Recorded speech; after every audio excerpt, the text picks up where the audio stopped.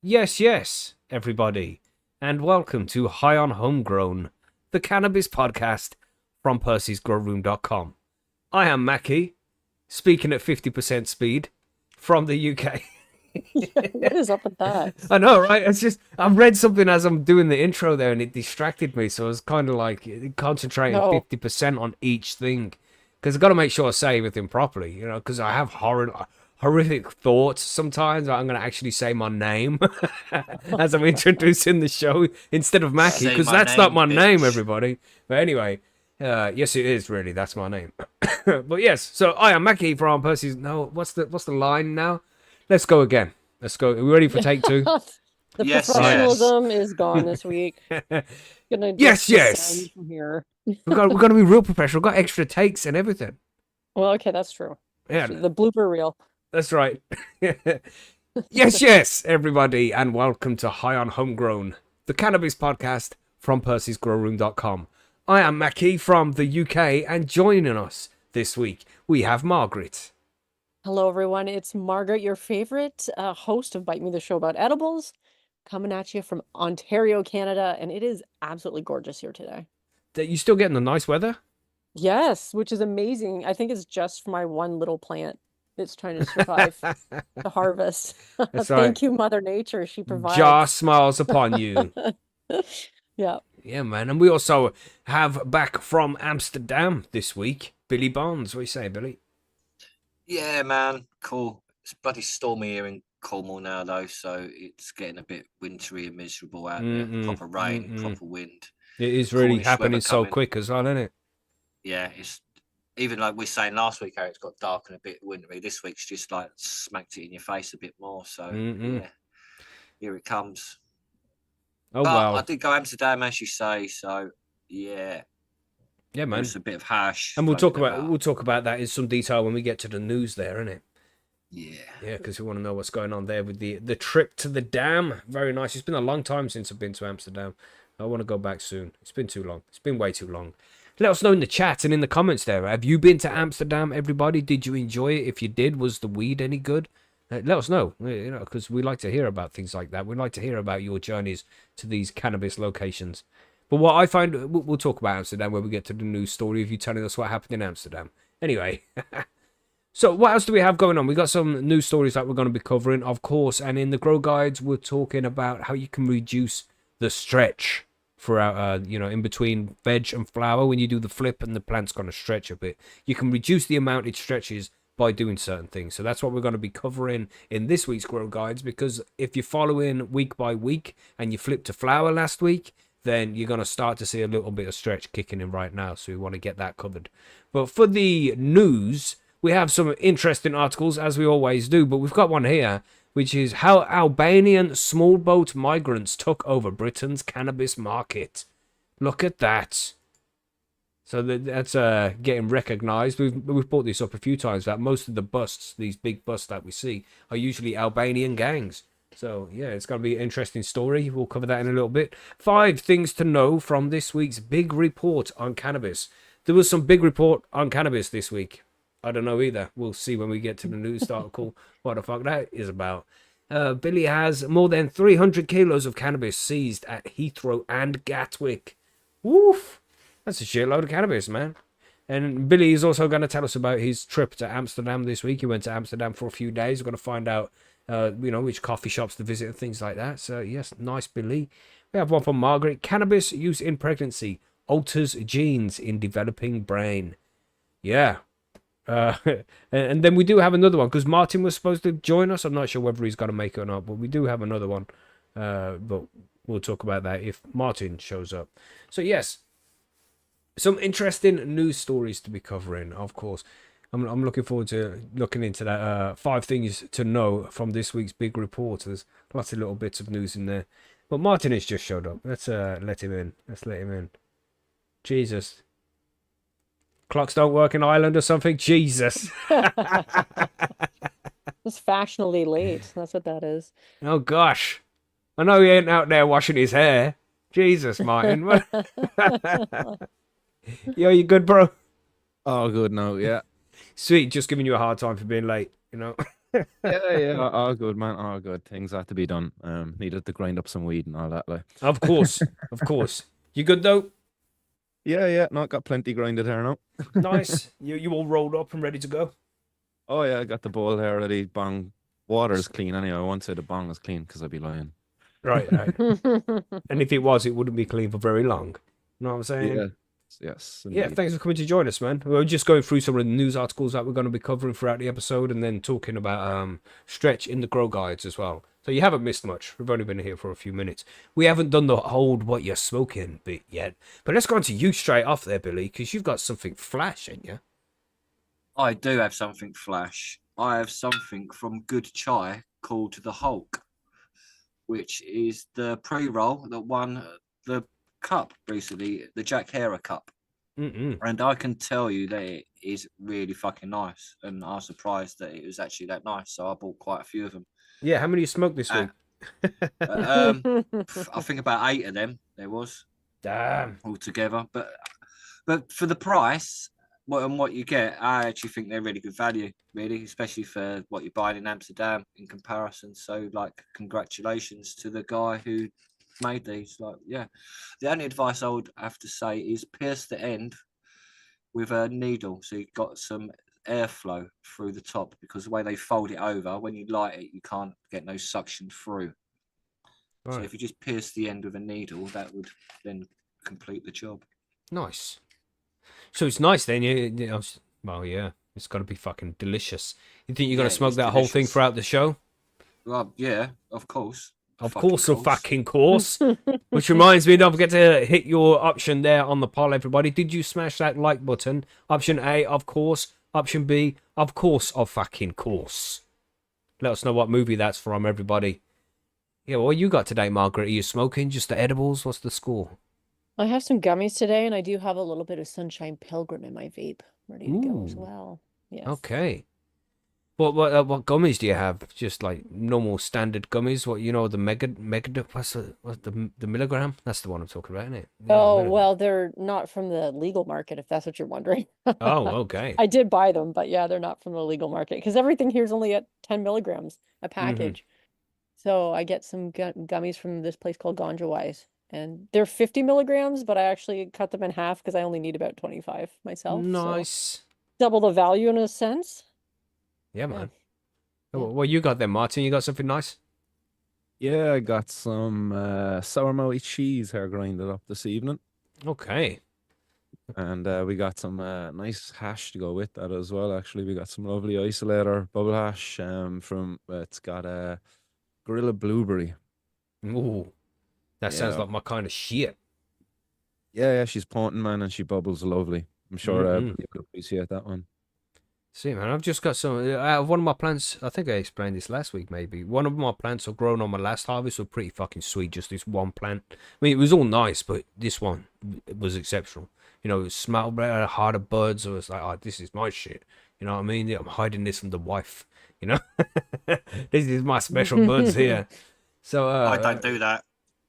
Why not? Well, I do, but don't tell. Oh, okay, yeah. You know what I'm saying. You know what I'm saying. I don't do that. Yeah, I gotta save that one bud for me. You know. There always is. Yeah, you know that, innit? Shit, man. But you're the grower. You should do. But it's just so sweet. I just rolled up a blunt of that and taking a few hits. Now I'm pretty fucking high. But it's so tasty, delicious, man.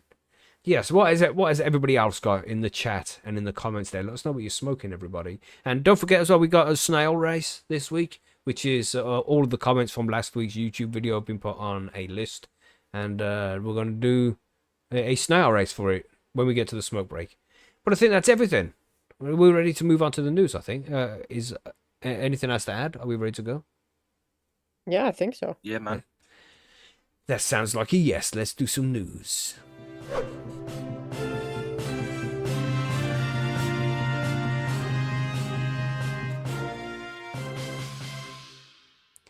Where do we go first? Is there anybody who wants to jump in? Billy, you got quite a bit to cover today, so you want to do... Yeah, I can do this one.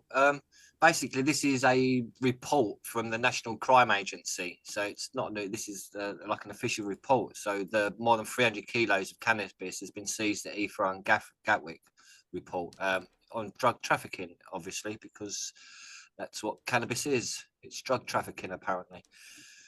So 11 people have been charged with attempting to smuggle more than 300 kilos of cannabis into the UK via Heathrow and Gatwick airports over the space of 2 days.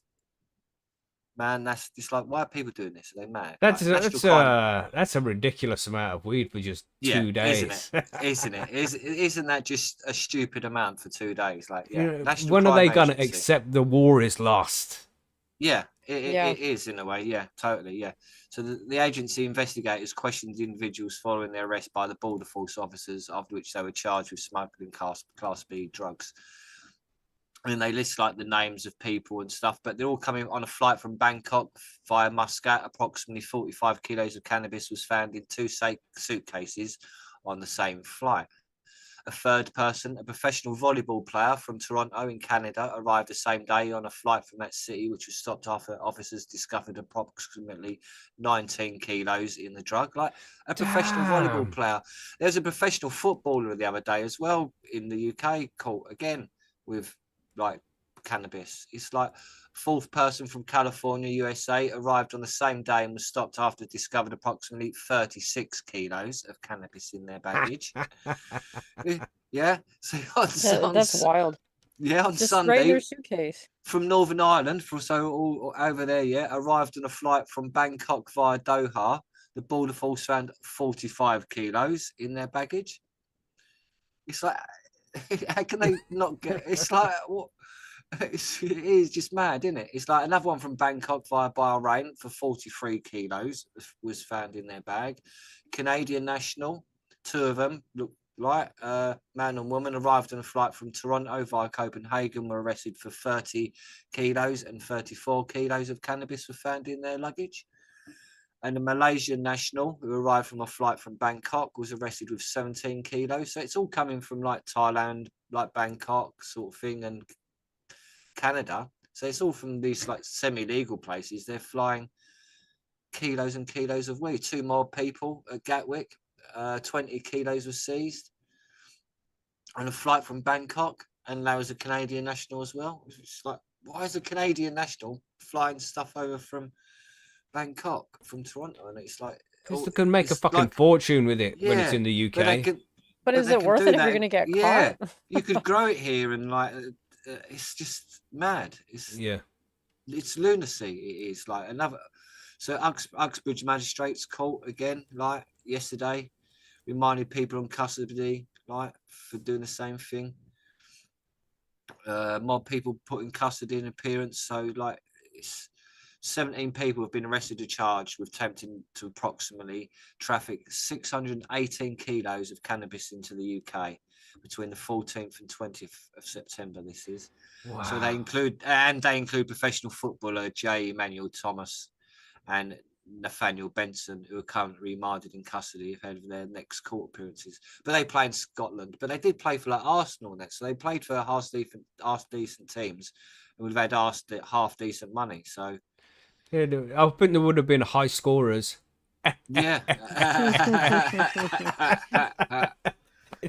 It's so terrible. Yeah. Sorry, everybody. Oh, fucking hell. Sorry, Billy. Sorry. So the NCA issued a warning to travellers arriving into the UK from Thailand, Canada, and the USA that they face jail sentences if caught to smuggle cannabis into the country. So they didn't mention Amsterdam there. So the increase in the seizures is fueled by organised crime gangs who have access to cannabis grown overseas in locations where it is legal, who are recruiting couriers to transport into the UK. So are they organised crime gangs then? I mean, what's the definition of this? How is it organised crime gangs when they are doing nothing wrong? They're in a place where it's legal. They're growing the shit legally, packaging the shit legally. So at what point does it become organised crime? Just because they're sending it to a country with draconian laws? Is that really the crime? Because they don't let it in. Someone. You know, as soon as you speak about it with someone, then it's organised, isn't it? Yeah, it's just fucked, man. Yeah, it's just stupid. That it is fucked that you get arrested for doing something that companies are making millions off. But then it's also, you know, the law. Why don't you just grow it in this country and sell it in this country, and you can make just as much, and it's just the same risk, probably less risk, really, to be honest. So it's like, so, but as they say the gangs behind the trafficking of cannabis don't care that their couriers are likely to be arrested and end up in prison. Yeah. Their sole purpose is, which it is, because the cartels have already sold that weed. They don't care what you do with it. If you And get we've arrested, explained before they've as made their well money. that some of these people, the people getting caught are the one which they give up. It's like, this is the scapegoat to let the other 10 through. You know what I mean? Like, they've got to deal with Yeah. the people at the fucking airport, or allegedly, everybody. This is just my mad ramblings. But they could just, they know which person to pull over. They've got the shit in, and then we'll let the rest through for you, and then you can get your shit. We're happy because we got a bust. You're happy because you got your stuff through. Fat envelope gets passed out. And everybody's happy apart from the scapegoat.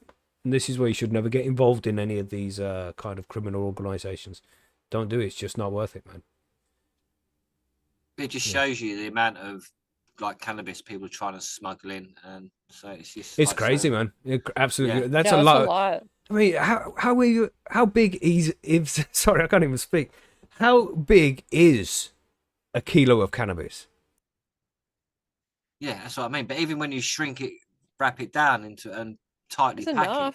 it, These still- people are it- carrying like 40, 30, and 40 kilos and stuff, and on stuffing average, it in their most of them suitcase. carry 30 kilos. So yeah, so you're talking like three big four big suitcases of cannabis. How they find the room in their suitcase to Yeah, begin with? I don't know. Yeah, it's what I mean. It's like bloody hell, everyone takes 5 bags just And to you go know, to Amsterdam for 2 And days. how brave you got to be as well. When I'm coming back from anywhere, I'm scared just in case there is weed. Oh my god, I'd be sweating profusely. You're trying to get fucking 3 suitcases full of weed through the They would fucking airport. see me a mile away. Gosh. They'd be like, "Oh And- yeah, she's packing." And She's people packing worried weed in about that suitcase. people are worried about coming back from Amsterdam with a few grams in their suitcase. It's like fucking Right. hell. Like yeah, at least walking through with like 17 to 30 kilos. Damn. So crazy. Yeah, isn't it? What I'd do you like to say? see hear the conversation where somebody was able to convince somebody to do that. Yeah, that's what I Mm. mean. What was that Fly on the wall for that. conversation? Yeah. How stoned they must have been for that. They must be proper lightweights to agree to that shit, isn't it? Really. Have an edible.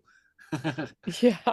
What do you think about this, Martin? You got any thoughts about this? These people smuggling ridiculous amounts of cannabis into the country? Always going to happen, isn't it? The government, they increased the tax on cigarettes, and people are smuggling cigarettes now at the moment into the likes of Ireland. Anyway, I don't know what's like. Most likely, it's happening in the UK as well, when people holiday in the likes of Spain and things like that. Getting cheaper cigarettes over there, sneaking an extra sleeve or 2 back home. Maybe an extra 5 or 6 back, selling them to a couple of friends, maybe covering the cost of your flight over on holidays. It's always going to go on, but as long as prohibition is in place, like we're going to have this massive kind of industrial scale of smuggling. Whereas with a regulated model, you're only going to have like your moms and your dads, people just looking to make a little bit extra money on the side. It's not going to be as serious as what we're actually seeing now. Kilos of stuff. Madness, man. Not even kilos, like we're seeing tons. There was one here in Ireland not too long ago with meth. There was a big massive case, like, and Fucking the hell. lads were trying to import like tons of fucking methamphetamines. Wow. Wow. It's crazy, isn't it? Yeah, there's no end to this. Like there's like any politician, any policymaker who thinks that like having laws are going to prevent people from doing what is like massively desired by people out there, the supply of drugs. they're insane. They really are. Mm-hmm. Yeah, I Ridiculous. totally agree with that. It is crazy because as long as there's a supply, or as long as there's a demand, somebody's going to supply it, no matter what the Exactly. risk is. And I always say the only way that they're going to be able to like stamp out the demand that there is there in society for like drugs is they're going to have to implant every child born from here on out with some sort of device that just takes away this natural desire, a completely natural desire that we have for altering our consciousness, because that's pretty much what we're seeking to do when we. Jesus, don't give them ideas, bro. Yeah, they're Fuck. probably working on that already, aren't they, really? No, but that is the only way that's. And we've got one, man. Fucking TikTok. Yeah. You see, kids don't. Kids get their buzz from TikTok nowadays, man. Yeah, that's true. I love TikTok, so that might include me too. Yeah, Margaret tried to get me involved in that TikTok. It's like, come on, make this dance video with me, Macky. I do not watch lip synced dance videos for the record. But you're dead right, much saying, like these TikTok and stuff, man. That's exactly what they're doing to our kids. They know how to manipulate our brain chemistry, and they know how to trigger that reward system. Yep. And our short attention span too. You know, the scrolling thing, constantly scrolling, waiting for that next dopamine hit when we see this fucking funny video of I don't know, whatever you're into, like. But The cats, let's just say cats, internet cat videos. They've been around forever. and let's say the Diddy memes. That are at the Yeah, let's say moment. Diddy memes. Yeah. Oh, because they're comedy gold. But like, you know, it's just it's Mhm. mad what goes on and how we just hand these devices to our kids. But meanwhile, like, you know, you get caught with a bit of cannabis and it's like you're the worst in the world, but it's Yeah. okay for these massive corporations then to put these fucking apps out to our kids. Hmm. At the same time, look, we're responsible. We as parents hand these devices to our kids quite often or not, but it's fucking hard not to, isn't it? Like, you don't want to be that It's part of parent. society now, man, and it's better to give it to them and let them figure out, you know, how to use these things safely. Yeah. Mhm. Exactly. And that's the same what we should be doing with drugs. Exactly. Yeah, for sure. Anything Totally. else to add here, Billy? You got anything to finish up with this one? No, that's about it, really. There's loads of nutters coming in through with kilos and kilos of it. So if you go to Amsterdam and you're worried about bringing back a few grams, then I won't worry, mate, because they've got bigger fish to fry. Yes, this is not financial advice. Yep. Yeah. This is not a good business plan. You know, yeah, don't listen to Billy. You know he's crazy. Yeah, I'm mental. I am. Don't listen to me. It's just really easy to forget a small block of hash in your jean pockets after you got changed. Just saying. I'm sorry, I forgot I left that in my suitcase. Oh yeah. Oh, thanks for finding that. Let me get rid of that for you. Yeah. And I got caught with some edibles at the airport trying to get back from Amsterdam, and they Oh, were shit. threatening to leave the plane leave without me, and all it was one slice of brownie that I completely forgot to eat in the train coming out of Amsterdam because Oh I my was gosh. big. I actually had two slices, and I ate one, and I forgot to eat the other one. And Yeah, yeah, shit. they weren't too happy, and my excuse, you know, that I forgot it. Like I was really high, and I forgot it. They weren't like Mhm. they weren't buying it, but in the end, they let me get on the plane like last minute. Oh, I was Yeah. I Wow. shattered. I genuinely thought I was going to be stuck there in Schiphol Airport, like for, oh God, I knows how long. Oh yeah, man. What a fuck around. Yeah. But let's do this one here about the UK. We got and you know what I like to say, everybody. You can't spell fucked without UK.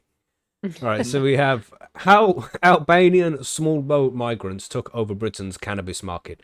And, you know, we cover the news every week, everybody, and quite often, at least once a month, we'll cover a story about some big bust from the UK that was run by Albanian gangs. Oh, this fucking story has got a paywall behind it, you cheeky bastards. Yeah, I just tried to open it too. Jesus. Ah, we don't even I get to mean, you find out can't what read it? happened now, everybody. Oh, cliffhanger. To You be know, continued. dun, dun, dun. You know, Stay in other news, did you know that cannabis helps keep the brain young? You know, Yeah, apparently. I feel like I heard that Apparently, before. allegedly. I heard yeah, that before. allegedly. No, brand new story came out this week. You know. Yeah, but we've seen this loads of times here in the UK, and it's evolved through different gangs over the last like 20 years. It was 20 years ago ish. It was Vietnamese gangs, and then I think I don't know who did it go to after the Vietnamese. I think it might have been the Romanian guys, and now it's Albanian guys, and just people coming into the country. Most of them, I can't say most of them, but at least some of them are coming in illegally, and unfortunately, because they're coming here illegally, they want to hide from the authorities, and they end up becoming fucking slaves to these Albanian gangs and just forced to stay in dingy houses, growing cannabis with rigged electricity everywhere. And, you know, real dangerous situations, man. You don't want anybody getting into these situations, and it's happening a lot here in the UK. We've discussed it many times. You know, I mean, you in the UK, Billy, you've seen it, haven't you? You've seen the rise in these kind of stories. Yeah, loads of them. Also, the like the migrant agencies and all that have also come out and sort of put their hands up, saying that this is now an attraction for them to come over and actually work. It's like advertised in their country as an actual job over here, if you know what I mean. Yeah, it's fucked. So Isn't it? and there's also a lot that have gone back over there after working here for years with them all their money in their pockets and stuff now. So Well, it they're was sort of always like a big saying, thing in Albania, wasn't it? They were always yeah, growing and exporting out of Albania for a long time, but now it seems like fucking why export it from Albania when it can just come to the UK and just grow it there where they were selling most of it. exactly. Yeah, Mhm. there's less risk of losing it all. Yeah. More Right, chance so of keeping all your money. So that's what I, it's really I did a about. quick search on the most popular search engine. You know which one it is. I gave it a Goog. Right, and I found a similar story from the Daily Fail. So maybe the Daily Fail doesn't fail this time. Maybe we'll call it the Daily Mail today, just for saving the day, Daily Mail. The link I sent you there earlier, Fuck Macky, off. that's not paywalled at all. It just wants you to make sure you have your ads off. Yeah, It's that's work- right. Yeah, but I it's use a working. Brave Clean. server, so there's no ads for me. Yes. Yes, there you go. Use Brave, everybody. So we'll have a quick scan of this one. We've got how hundreds of Albanian small boat migrants have taken over Britain's cannabis market. Essentially the same title, the cheeky bastards. We have hundreds of Albanian migrants who reached Britain on small boats across the Channel are now believed to have taken control of the country's cannabis trade. Only now? You're only realizing this now? Many have been snapped up to work on illegal cannabis farms with contacts shared via secret channel on messaging services like Telegram, it has been reported. Excuse me. Damn. Try throat. I'm gonna drink.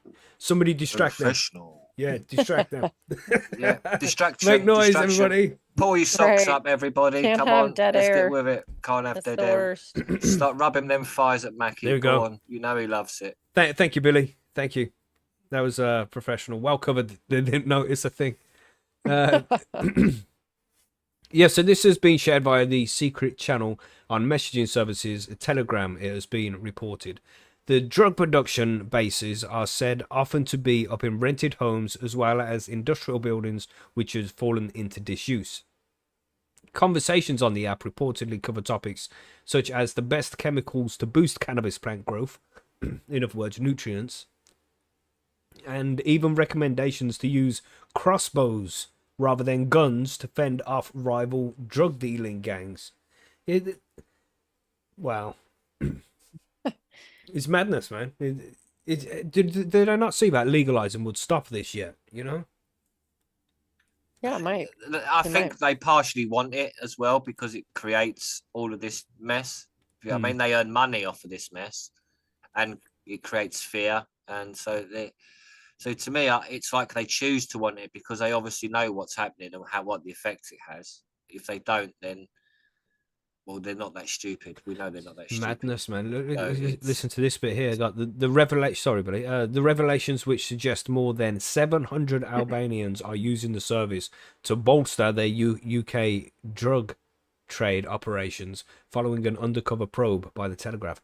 The 700 Albanian 700, guys fuck up off. on More than Telegram. Yeah, it's probably more than that. That's just in one group. Madness, man. Oh man, how did he even get away with it? And they grow so many fucking plants as well. It's not like it's easy to hide these things. And like they said in the article there, they'll rent a house and not even pay the rent on it because by the time all the legal proceedings and everything have gone through, they'd have a crop done, sorted, and they'll just leave. Madness. It's not good for the economy. Yeah. It has been suggested that the teams produce more cannabis crops worth £2 million per time, grown and harvested in just 3 months.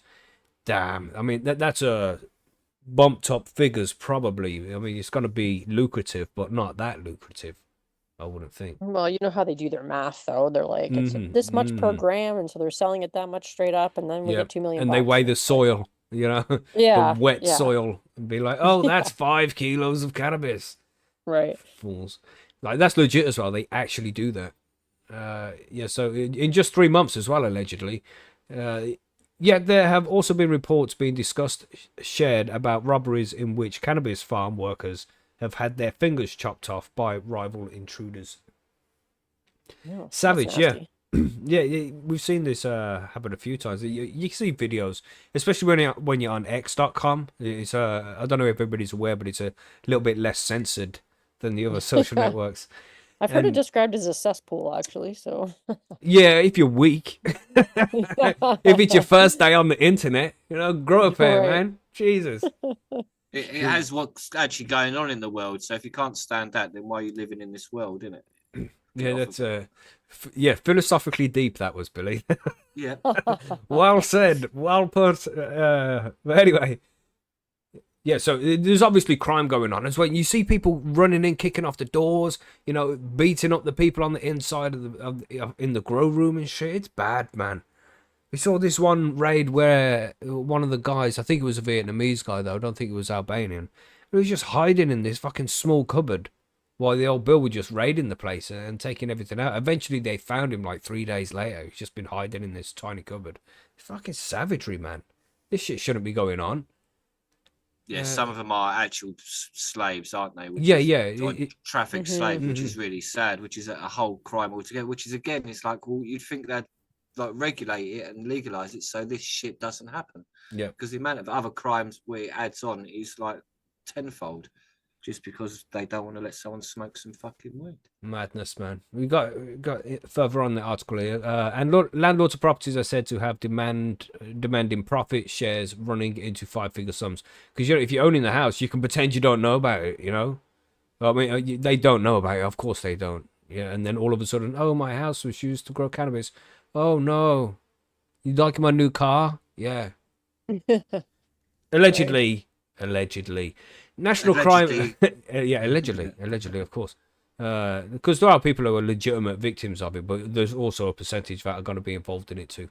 You just have to face reality, National Crime Agency officials say Albanian gangs have increasingly turned to dealing in very, very low-risk cannabis after previously prioritizing cocaine. But that's a good thing. I'd rather them be doing dodgy shit with cannabis than dodgy shit with cocaine. You know what I mean? That's a whole completely different fucking ballgame when they're playing with that shit. More cannabis, less cocaine is always a good thing, obviously, isn't it? I would say so. People in the UK are said to consume, ready for this, 240 tons of cannabis each year. That's bullshit. I know that seems like a large number, but I still think it's massively lower than what it actually is. What would you think, Billy? Yeah, I think it's got to be like at least 420 tons, isn't it? Really? I reckon that would be a good guess. If they're saying 240, I reckon 420 would be a good number. I'm going to go with that. What does everybody else think? Let us know what your guesses are. How much does the UK smoke every year? But it's nearly in the kilo tons, would it be? 1,000 odd, maybe 1,000. Maybe I would. Yeah, it's going to be a fucking huge amount. There's going to be a shitload of people who are like, "Do you smoke cannabis? Oh no, what is drugs?"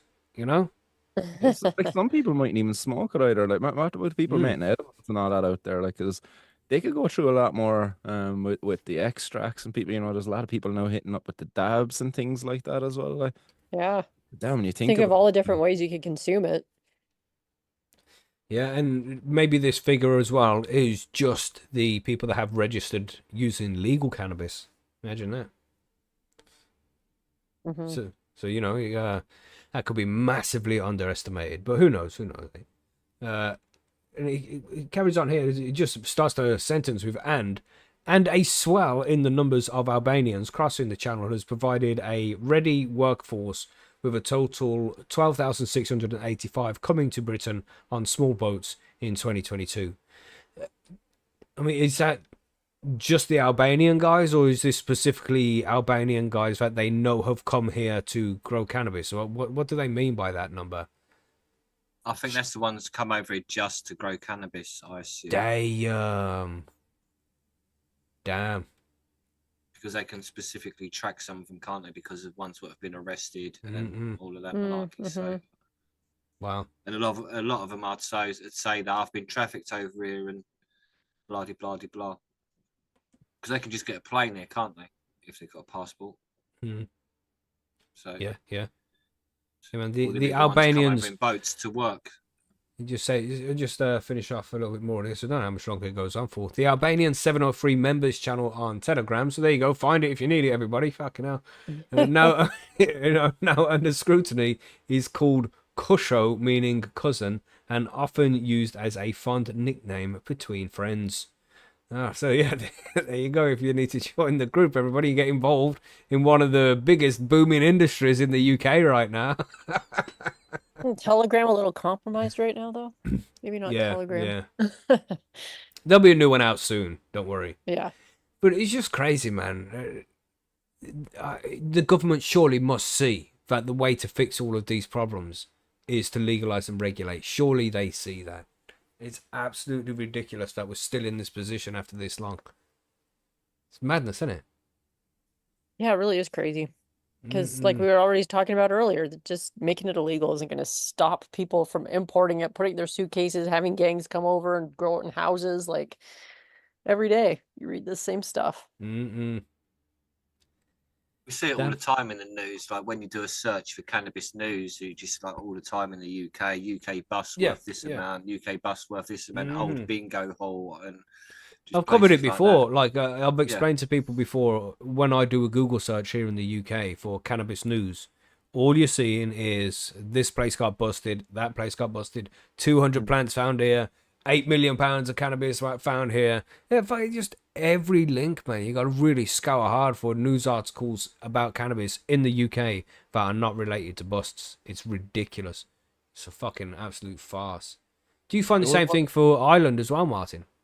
Yeah, that's it. But what kind of positive news can they actually have here as long as it's illegal? It's very hard to report on positive stuff because anything positive is going to be hidden because the people like, who would have the news to share don't want to share because they don't want the attention, Yeah. Like you know that yourself. Like if you had any positive news, if you had a big harvest or something like that, you can't tell anybody. Like you want your Telegram group, maybe share it there or something, but they're not going to be putting around the Daily Mail, the fucking, hey, the local Cornwall grower there's after getting a massive harvest, or, Billy Bonds there fucking after getting an unreal fucking harvest of hash there or something, there's never going to be a positive news story, like.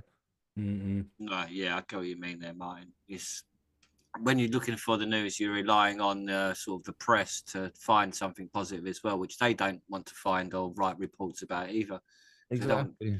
So that's why it's difficult. You can find some scientific stuff that's interesting.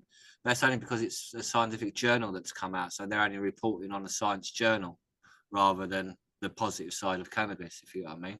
Yeah.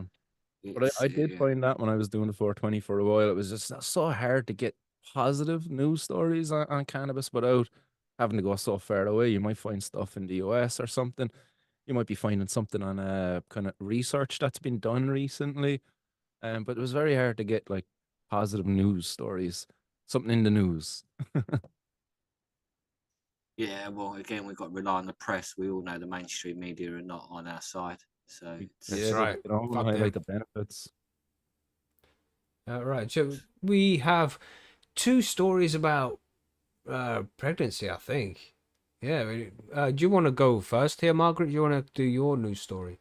Yeah, lady first. I can do that. This is, speaking of studies, a study that was done from neurosciencenews.com. Cannabis use in pregnancy alters genes in developing brain, allegedly. Dun, dun, We'll dun. find out. New research has found that cannabis use during pregnancy can cause molecular changes in the genes exposed children, impacting brain development. The study identified significant DNA alterations in genes related to neurodevelopment, suggesting a direct link between prenatal cannabis exposure and developmental issues. These findings are especially concerning as cannabis use among pregnant women is on the rise, particularly for alleviating pregnancy-related symptoms. The study highlights the need for better guidance on the risks of cannabis use during pregnancy to prevent potential long-term impacts on children. So they're saying the key facts are cannabis use during pregnancy causes molecular changes in genes tied to brain development. These DNA changes affect genes involved in neurodevelopment diseases. Cannabis use among pregnant women is increasing. Now, just this is sorry, you wasn't finished with that sentence, Margaret. Sorry. No, go ahead. Just what do they? Crazy question, everybody, but it's 2024 now. What do they mean by facts? It's like, how accurate are these? How much bullshit is in these so-called facts? Well, it might depend on how they put the study together, too. Yeah, indeed. How do they study this? Because if they're suggesting that it's bad, are they getting pregnant women to smoke cannabis while they're pregnant to study the effects? Because I don't know if that would be ethical. So how are they coming I up with assume these? they would find women who already use it and want to participate in the study. You know Yeah, what I that's mean? not really a requirement for people to partake in studies.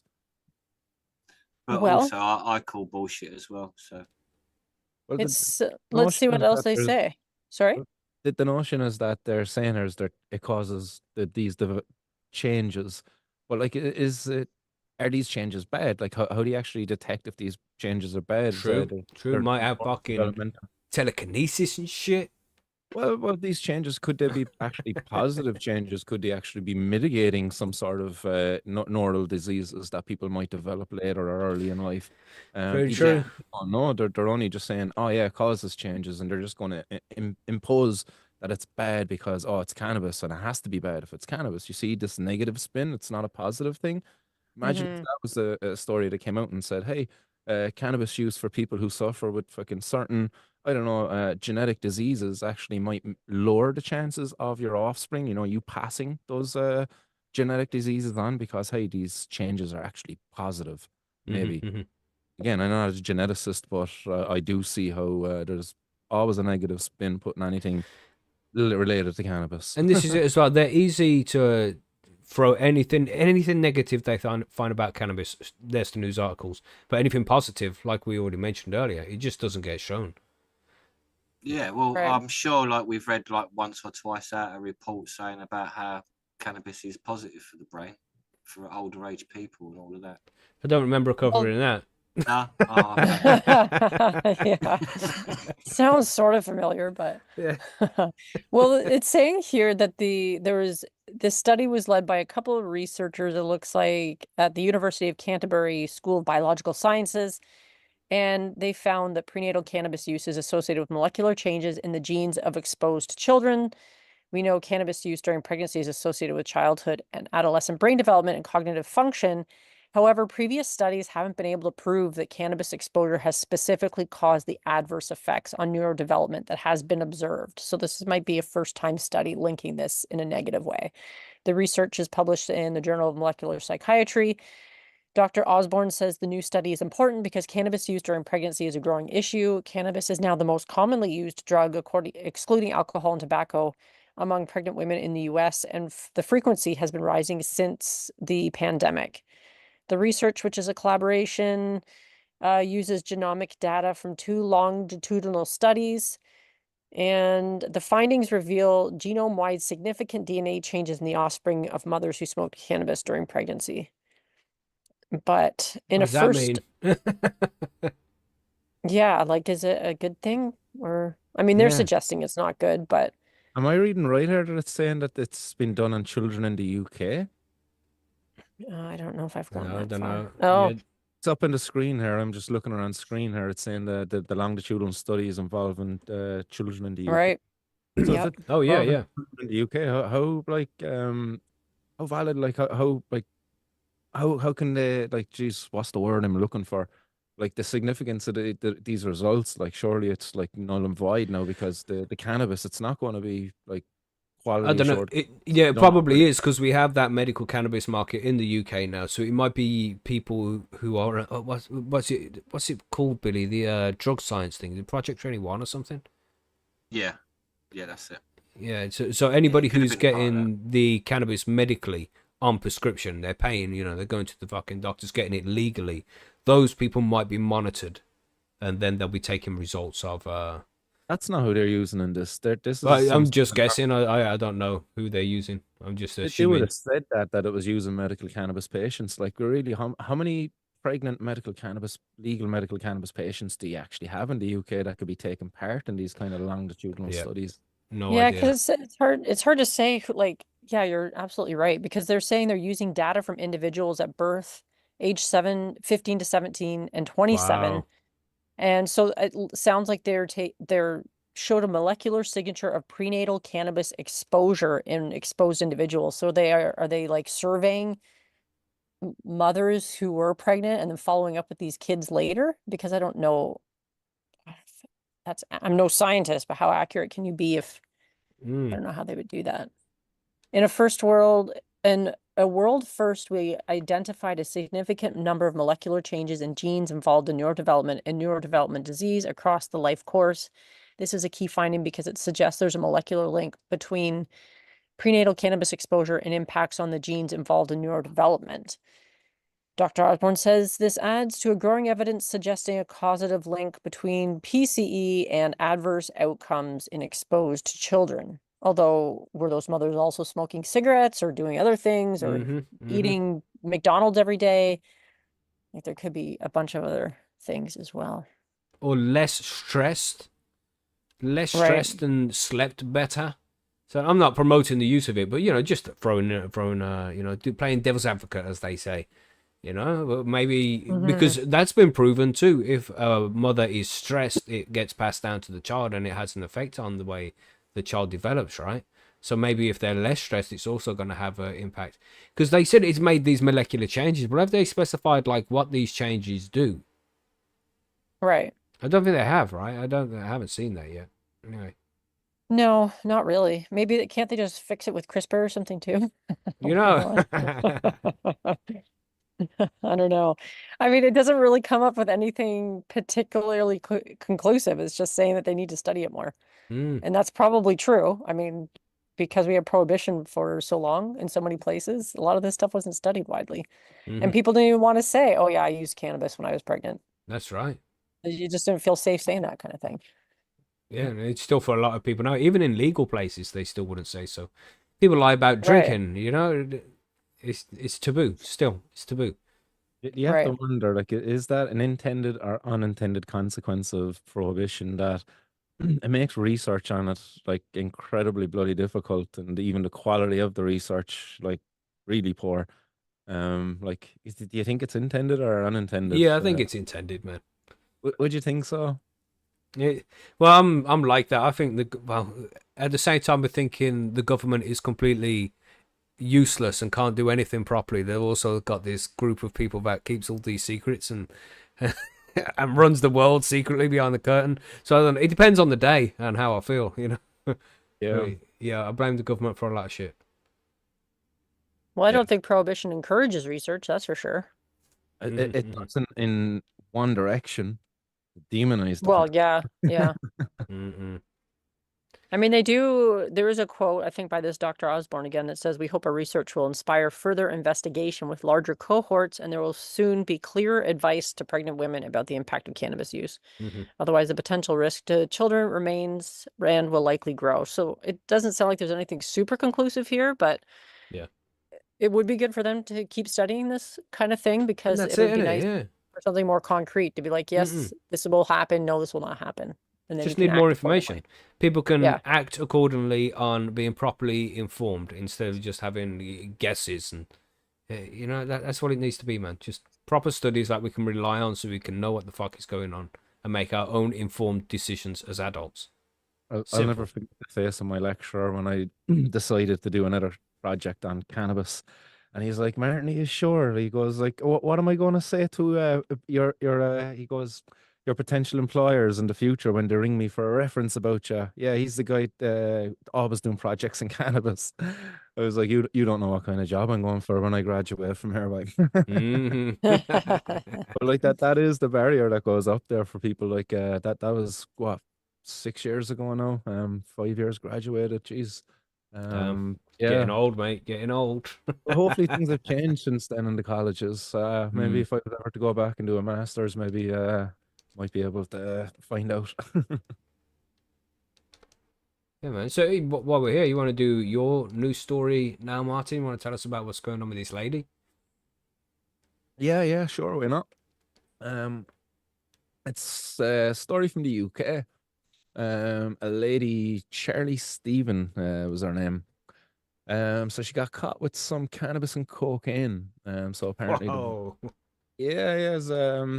a tasty old mix there for herself, but a nice value put in it too. But I don't get how they value it over there.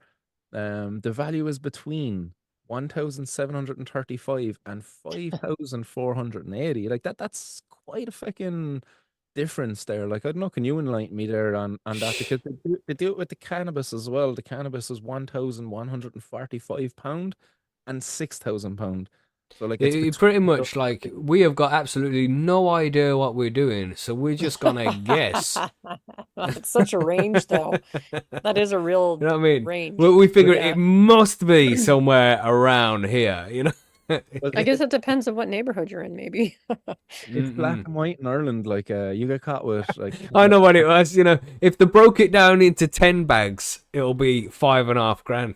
But if they sold it in bulk as one, 1,700. There we go. Well, That's fair probably what play it to the is. fair play to the UK courts for doing that, because they have no fucking compassion over here in Ireland. Because if you get caught with a kilo here, Oh, I like, don't think they've done that. I'm just guessing at that, bro. Don't take anything I say seriously. yeah, you know, but fair play if they are doing that, like giving you a bulk price and a street price, like, you know, variance there between the two. Because in Ireland they just give you a street price, and if you get caught with cannabis, it's going to be €20 per gram. I don't know what value they put in cocaine, but it's going to be the exact same way. If you get caught with a kilo of cocaine, they're going to charge you a street value per gram for that cocaine, whatever it might be. They're not going to say, "Oh, you have a kilo of it. You only paid like what, 4 or 5 grand for it." No. Yeah. Just be like, Right. no, it weighs a kilo, but half of it is baking soda. Yeah. No, you're going to get charged that baking soda here too, unfortunately. You know what I mean? That's crazy to think, isn't it? I wonder if that's the case. Yeah, No, you should really sieve out the actual cocaine and see how much that weighs. yeah. But the story goes on anyway. This is in Ipswich Crown Court. So the lady is 29 years of age, of Donnell Way. So again, the names and shames, or gives her address here and everything. Like it's cruel enough. But she admitted to being concerned in the supply of cocaine and cannabis between December 2023 and January 24. So she was given a 16-month prison sentence, and it was suspended for 12 months after the judge looking over this case, David Wilson, said a prison environment isn't one to be bringing up a child in, and an immediate prison sentence isn't called for in this case. Like, yeah, he's dead right in two of those things that he said there. Like, yeah, for sure, man, a isn't a place to be bringing up a child. Like, nobody's going to think that that's an appropriate place to bring up a child. But also, like, he's right in saying an immediate prison sentence isn't called for here in this case, because, like, he could go on further and say, like, in reality, like, a prison sentence isn't called for at all, because the only people who should be getting called up and being held responsible for this is the fucking government. Like, you've Absolutely. a pregnant lady here who's like maybe down and out in her luck. I'm just imagining, you know, I'm just going to play the devil's advocate and take take the lady side in this one, because look, obviously I'm a drug policy reform activist, so I have a very biased position in this. But she's down and out in her luck. She's pregnant. You know, she's a child on the way. She's. It says later on in the story that she's actually to be induced into labor not long after this court case where she got a prison sentence. Like, you know, so Damn. she's just trying to fucking prepare for the child when what's coming. Like, we all know it, man. The cost of living is going up. Like, the price of nothing is going down. You know, fucking sliced pan, milk, everything's going up these days. And you're pregnant. You know, she probably doesn't even have I don't know, the support of everybody that she should have the support of. I don't know how well the state looks after Yeah, man. pregnant ladies over there in the UK, but you know, I can only imagine, you know, that's what she's trying to do here, making a bit of extra Yeah, man. money there. You know, It's she just doesn't like have intentions anyway, that's for sure. remember the Tupac tune, Brenda's Got a Baby. If you don't know that tune, everybody go and look it up. But it's exactly it. You know, it's just got no other option. The only choice she has to try and bring in some kind of income to support her soon-to-be child is to Yeah. go out and do crazy things like this, man. And it's not cool. It's not cool. And it's the policymakers that make this such a Absolutely. low-hanging fruit. And in Mhm. reality, really here, like, Charlie is a victim, not in one but twice. Like, it's not only the justice system that's victimizing her, but most likely on the other side of this, whoever's bringing that cocaine, that cannabis in, they're probably using Charlie Stevens here in this situation, you know, as because she's desperate. You know, so Mm. she's an easy target in this situation. You know, who knows what she's actually paying for this? She might be getting taken advantage of, paying above what should be taken. She should be paying. Who knows? But there's no protection here for her, I suppose, is what I'm really Yeah, trying nobody to wins. Nobody wins. because of this policy. You know, Was it even her cocaine and stuff?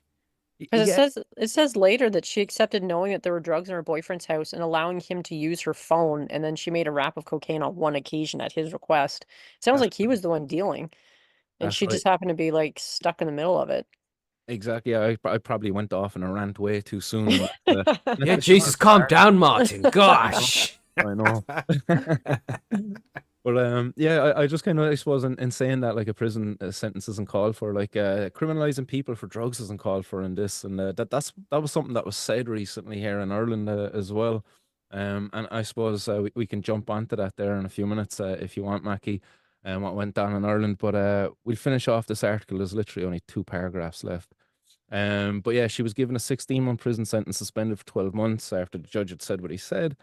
And it goes on to say then that Stephen had admitted to being involved in a deal in cocaine and cannabis on a very limited basis and had made a wrap of cocaine at the request of somebody else. So I'd imagine, like, what she's saying here is that, like, yeah, she was selling cannabis and only actually dealt with the cocaine maybe at the request of somebody else. So that's what I would imagine is being said there. You know, she's kind of saying, "Oh yeah, I sold a bit of I was selling cannabis, but you know, the cocaine was the boyfriend's thing, maybe." But Mm-hmm. Joanne Ellie prosecuting said Stephen accepted knowing there was drugs in her boyfriend's apartments and allowing him to use her phone and when it was out of battery. And she also accepted making up a wrap of cocaine on one occasion on at his request. And for Stephen, she said that his client was due to be induced on Saturday. So she's probably after having the baby and all, as we Yeah. say here on Sunday. But Damn, man. imagine the stress and pressure that lady Mm-hmm. must have been going through, like being so close to being giving birth to her child. You know, in the last story they were talking about the harms of cannabis. I thought that was, as I was listening to that story, I thought that was like so perfect that these two stories came together. Mm-hmm. Because one, they were trying to say like, oh, pregnant women consuming cannabis, it's going to be so bad, potentially so bad for the baby. But here in this story, we have a woman being criminalized, just say, for selling cannabis. How bad is that stress pressure being in that, potentially being in that prison environment? You know, the whole lot of that being searched by the guards when they found that cannabis and cocaine. Like, that's not good for a pregnant woman to happen to Yeah, be dealing with that for Hmm. sure, and certainly not absolutely. for the baby. But it's funny, you never see that being highlighted in these kind of things, you know. But Mm-hmm. no bother highlighting the potential harms there of consuming a bit of cannabis while you're pregnant. It's mad. Yeah, man. Reform is needed. But we are running a little bit over time, so we got one more news article to cover, and then we want to talk about Amsterdam with Billy as well. So Cool. we'll move on to this next one here. We have 5 things to know from this week's big report on cannabis. Oh, fuck knows what this is about. I saw it. I feel like, oh, 5 things. That's 5 things in one. We'll bring that news article. So, more than half of all US states have legalized cannabis, be it for medical purposes or recreational or both. The shelves of cannabis dispensaries offer an even ever wider array of gummies, drinks, and joints. Meanwhile, the federal government still considered most types of cannabis illegal. A new report from the National Academies? Oh, Academies.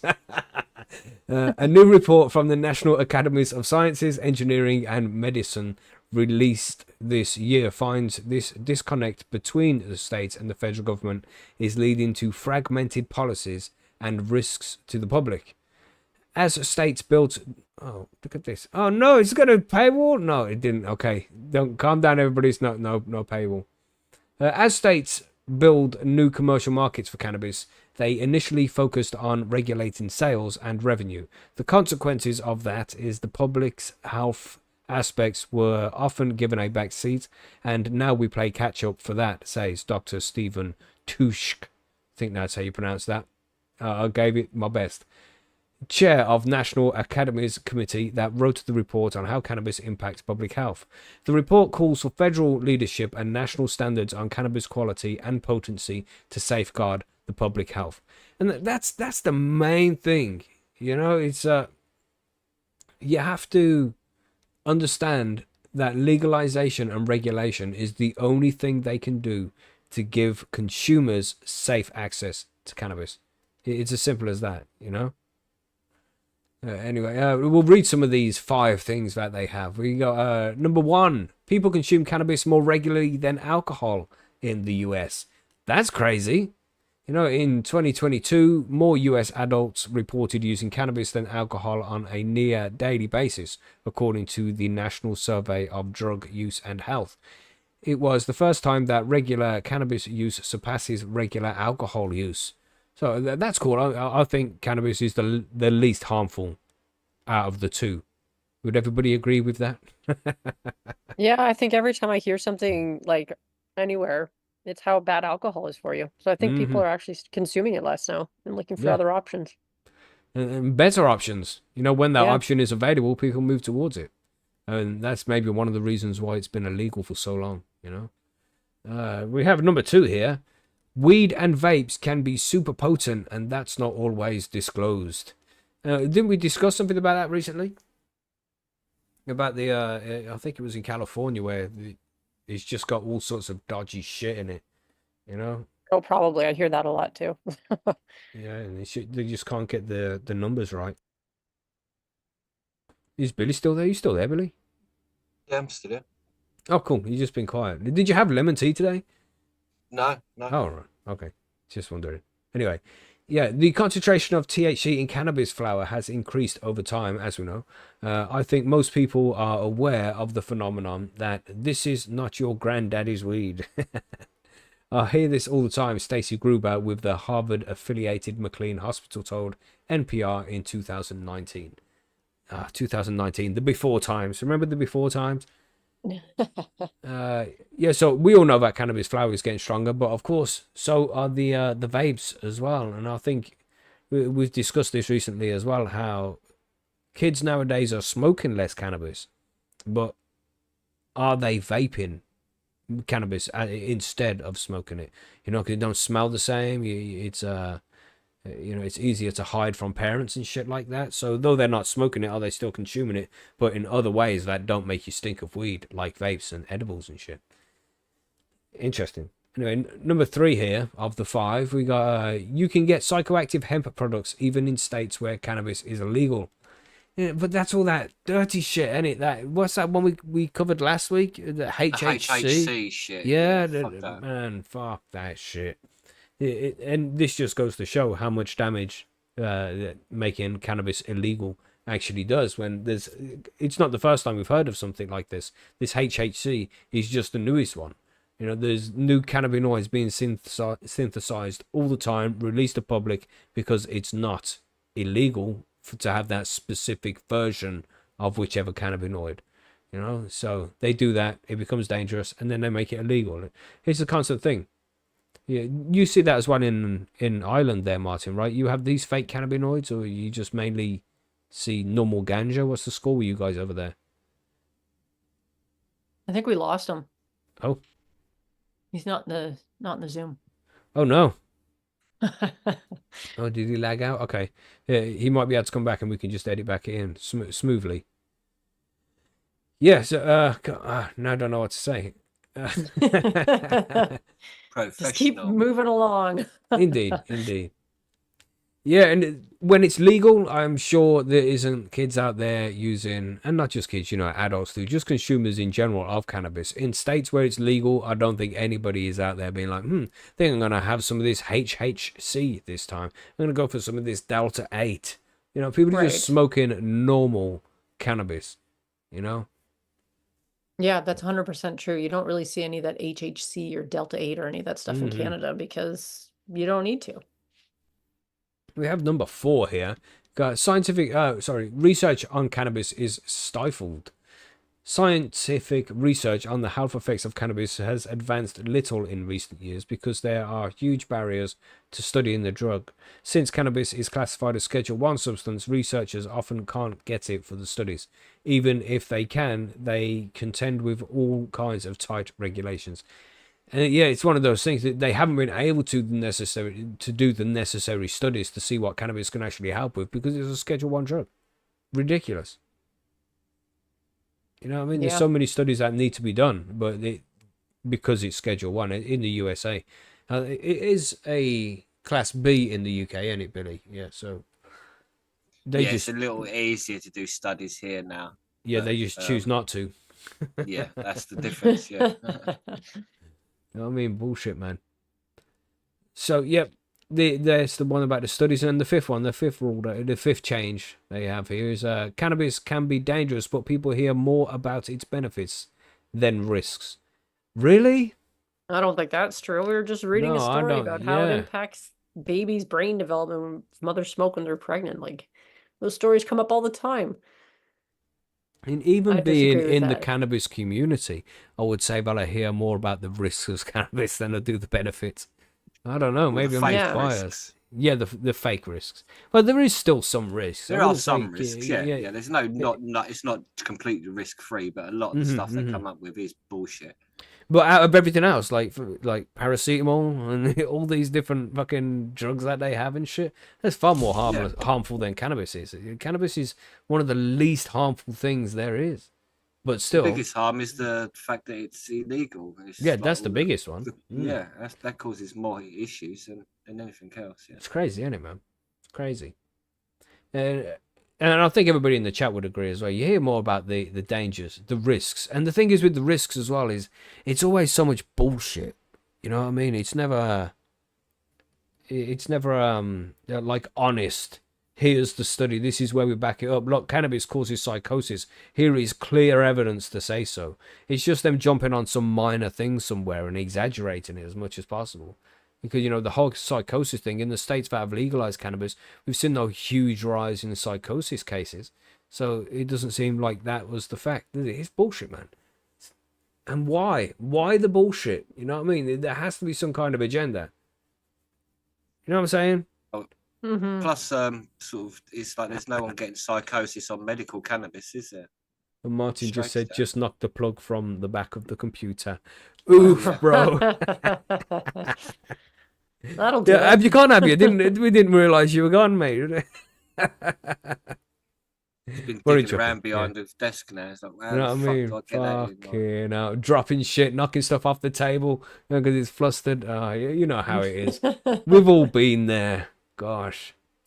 But yes, just I thought this was an interesting article. You know, we get to talk about 5 different points when it comes to cannabis as well, which you know is always good.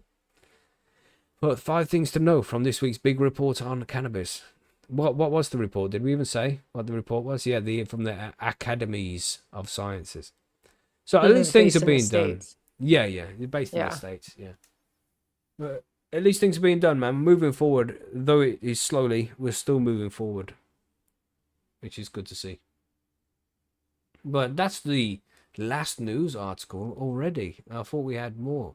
Oh yeah, we're going to talk about Billy going to Amsterdam this week. You want to talk about that? 5 minutes there, Billy? yeah, man, no worries. Basically, I went to Amsterdam. I ain't been there for like basically a decade, so it's nice to see any weed scene changes. And So where It has even is changed. Amsterdam? that is in the northern part of Europe, almost in Holland, the Nice. Netherlands. So yeah, and it's only an hour away from the UK, really, by air, which is quite handy. It takes longer to get to the airport than it does to fly to Amsterdam. Yeah, it does for me. Crazy, isn't it? Yeah, it is, man. But yeah, after not being there for a while, like I'm twisted to go back and all of that, I was decided to go on a bit of a hunt for hash and sort of to allegedly bring it back home. And it's also just to see, because the last time I went there, I was very disappointed with most of the quality of hash and cannabis, like the weed from some of the places, if you know what I mean. I don't think it is as good as it could have been or what it was from previous like things. So it's like nice to go back and have a look what it was like, and I could say that it's definitely improved a lot as well. So that's definitely there. You can see the growers are a bit more into their, I suppose, more connoisseurs are at to it now, whereas if you get what I mean. So that I suppose is there's nice more, probably more competition nowadays because it's just that so as easy well. to grow, to get the things you need, and so easy to get good genetics and shit as well. Yeah, I think the genetics now as well, obviously you can tell are a bit more widespread, and obviously there's a lot more selection now from around the world they can then choose from, not just like local stuff. So it's good to see. But my favourite part of the trip was actually finding the really good pre-rolls. And they had the Jack Herer Cup there, like I mentioned earlier, and you had the Hulk, one called the Superman, Nice. and that, and And for me, that was probably the best part because there's actually I weighed it when I got home, and that's like 1.8 grams in that joint. So for 18 euros 50, I think that's pretty good value for money. If you know what I mean, for something that's pre-rolled, dipped, and done. So I was quite pleased. And the hash selection seems to be a lot more filtered hash, local filtered hash as well, which is nice. It's not just all the Moroccan stuff. There's all the really nice filtered hash now as well, and also you get the more expensive stuff. But even for the standard cheaper hash, some of it was really, really nice. And Bluebird had some really nice honey stuff, which I found, which was really good. And that's honey melon.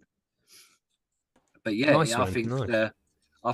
it's actually worth going back to now. It's actually a lot nicer place than it started to go downhill a bit. But I Yeah, it think the did, man. The last Barcelona time I was competition- there, yeah, that's what I'm thinking as well. Yeah, because the last time I Yeah. was there, the weed wasn't great, man. My homegrown was better, and I hadn't even been growing very long then, so that wasn't great weed, but it was still good weed. And then, go to Barcelona, and I like the vibe in Amsterdam more, but I like the cannabis in Barcelona more. But I think because of the competition of Barcelona now, maybe the cannabis in Amsterdam has stepped up its game. That's good to Yeah. know. Definitely, yeah. I think for sure they've sort of stepped up their connoisseur side of things. There's a lot less mass grown, mass produced sort of type. It's more now about also plus the people want to create their own labels as well, if you know what I mean. Mm-hmm. So they want to be, obviously if you're creating a brand, then that's what you want it to be, a good brand. So they're sort of customer based as well. So they're looking at the smokers and that. I think some of these joints would probably knock people out, but I can smoke quite a bit. So to me, they're really nice in that manner, if you know what I mean. Yes, So for me, it would it's last sort me of a week.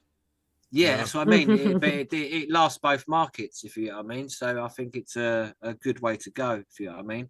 Yeah. Some of the premium pre-rolls, it's a really good way to go, I think. So you would And I recommend think- people go out to Amsterdam now? Yeah, I think they should, just because Nice. I think that it's gone a little bit better. So they're in Barcelona. Just because you can walk into a coffee shop in Amsterdam, Yeah, you don't I have love to that, man. join, just because of that side of things. So Yeah. it's a little bit easier that way. So yeah, it's that sort of just for that convenience rather. And It's been too obviously long. it's a historical place. There's lots of beautiful old buildings and stuff there, Mm-hmm. which if you like historical buildings, then it's quite wondrous that way. You like walk around the corner, and you're like, oh wow, man, look at that. Like, Yeah. chiseled building sort of thing. Beautiful place, man. Yeah. Great people as well. Just the whole vibe's nice in Amsterdam. I like it. Yeah, a lot of American. Apart from when it gets a accents bit there was, dark, actually. because it gets a little bit shady when it gets, especially around the red light district. You're walking past people who are like, Bill's cocaine, Bill's Yeah. cocaine. There's less of that now, though. I know none of that at all. That's good. But I wasn't out there too late, so. But I think they've cleaned a lot of that up there as well because they don't want that on the street as such. If you want that, you can go find it if you really want. So it's Yeah, that was the most it's not off-putting thing in when your I was face. there, but it still wasn't major. But still, if it puts me off, it's going to put other people off, innit? Yeah, exactly. Yeah. So I think that's why they've cleaned it up a little. Yeah, bit man. more than that. Need to go back. It's good to Yeah, know. And you I went to think we should. pre-DME as well, didn't you? The coffee shop. Yeah, that's pre-DME. where the pre-rolls were. That's where they held the Jack Herer Cup like a few weeks before. What a fucking place, week man. before. Visit there, everybody. Visit pre-DME when you go there. Make sure you do. I'd love to organise a trip to the dam. Where loads of us just go to Amsterdam. That would be a fucking cool trip. Yeah, we should have a meet up there, really, because it's cheap and easy. Yeah, it depends how For I feel on you. the day, innit? Yeah, for sure, Margaret. $6 for Margaret's flight. Yeah, Damn. Good time though. Yeah, you can so get a cruise there. They do cruises to there, massive boats. I took a picture Yeah. of them, like the proper size cruise liners. I don't I'm know not about convinced that. I'm a cruise type of person, personally. But no, I don't know. Just doesn't seem like that's my thing. To be You're more trapped of on a a flyer boat. than a cruiser. Yeah. Yeah, I don't want to be Okay. trapped on a boat. Yeah, hold on for a second. Let me just sort out that dodgy comment there. That's gotta go. Dodgy comment? Yeah, in the chat, it's like asking. Yeah. Anyway, I'll remove it. There we go. Let's not try and ask for hookups in the chat there, everybody. Yes, behave yourselves now. But yeah, that's it for the cannabis news. I don't think there's much forum news to add right now. No, it's, everything is just running along smoothly. Yeah, that's about it. I think that's all, What all the about news. Sorry? no race today? We're doing a race? Yeah, that's we'll do that in the smoke break in a second. Oh, okay. Yes.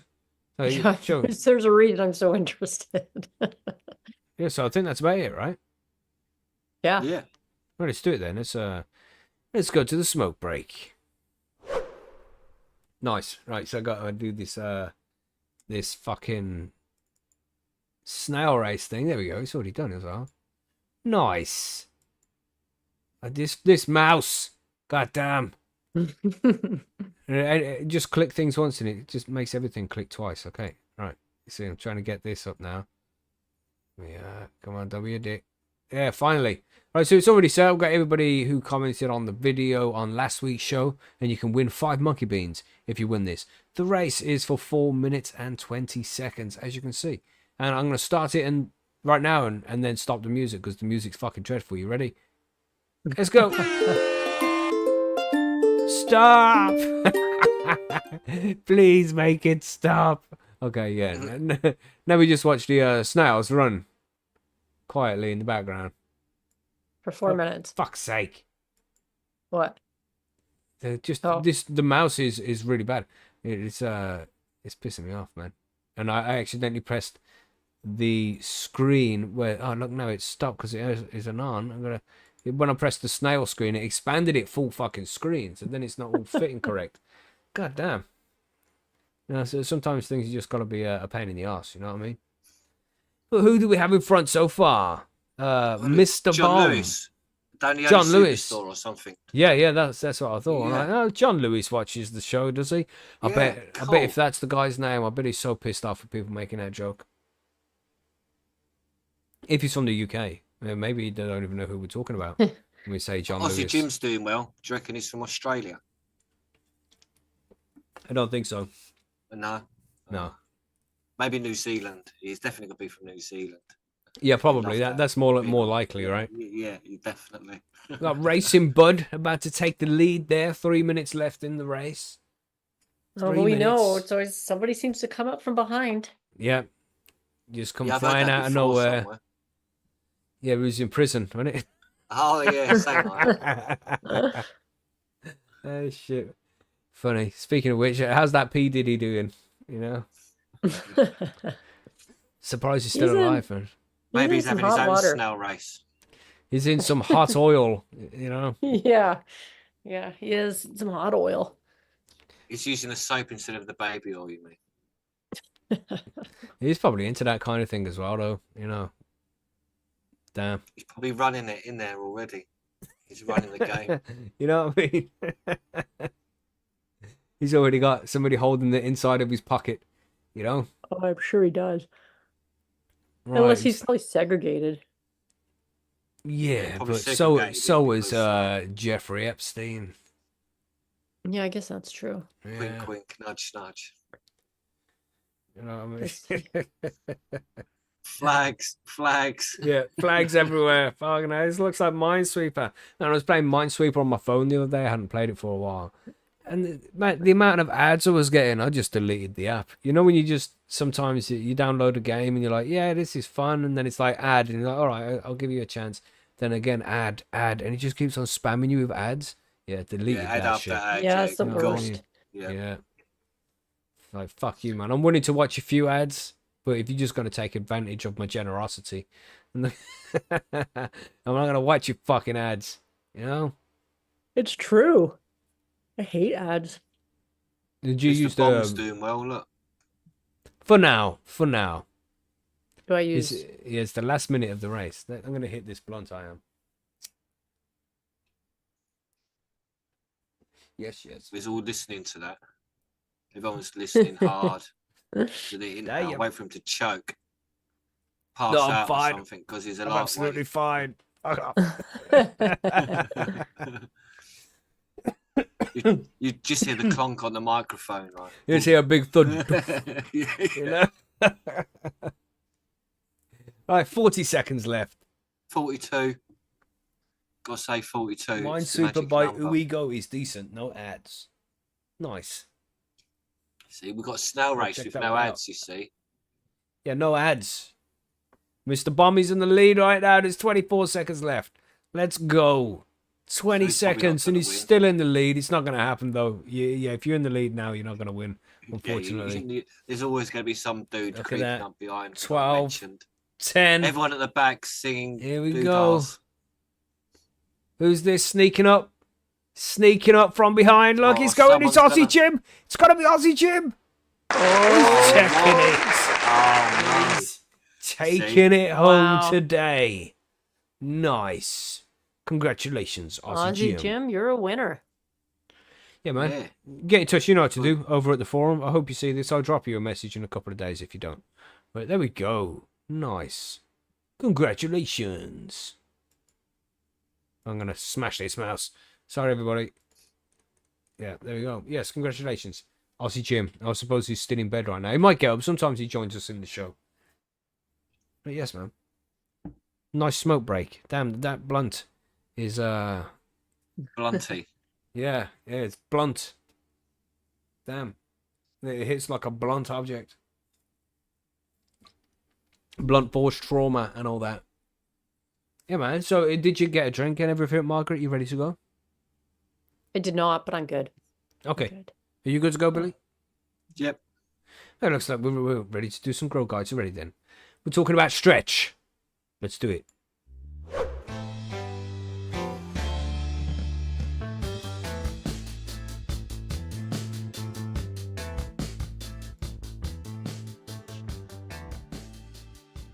The stretch. This just happens out of nowhere, everybody. And if you've grown cannabis before, maybe you've seen this happen. Well, if you have grown cannabis before, you have seen this happen. It just depends to what extent.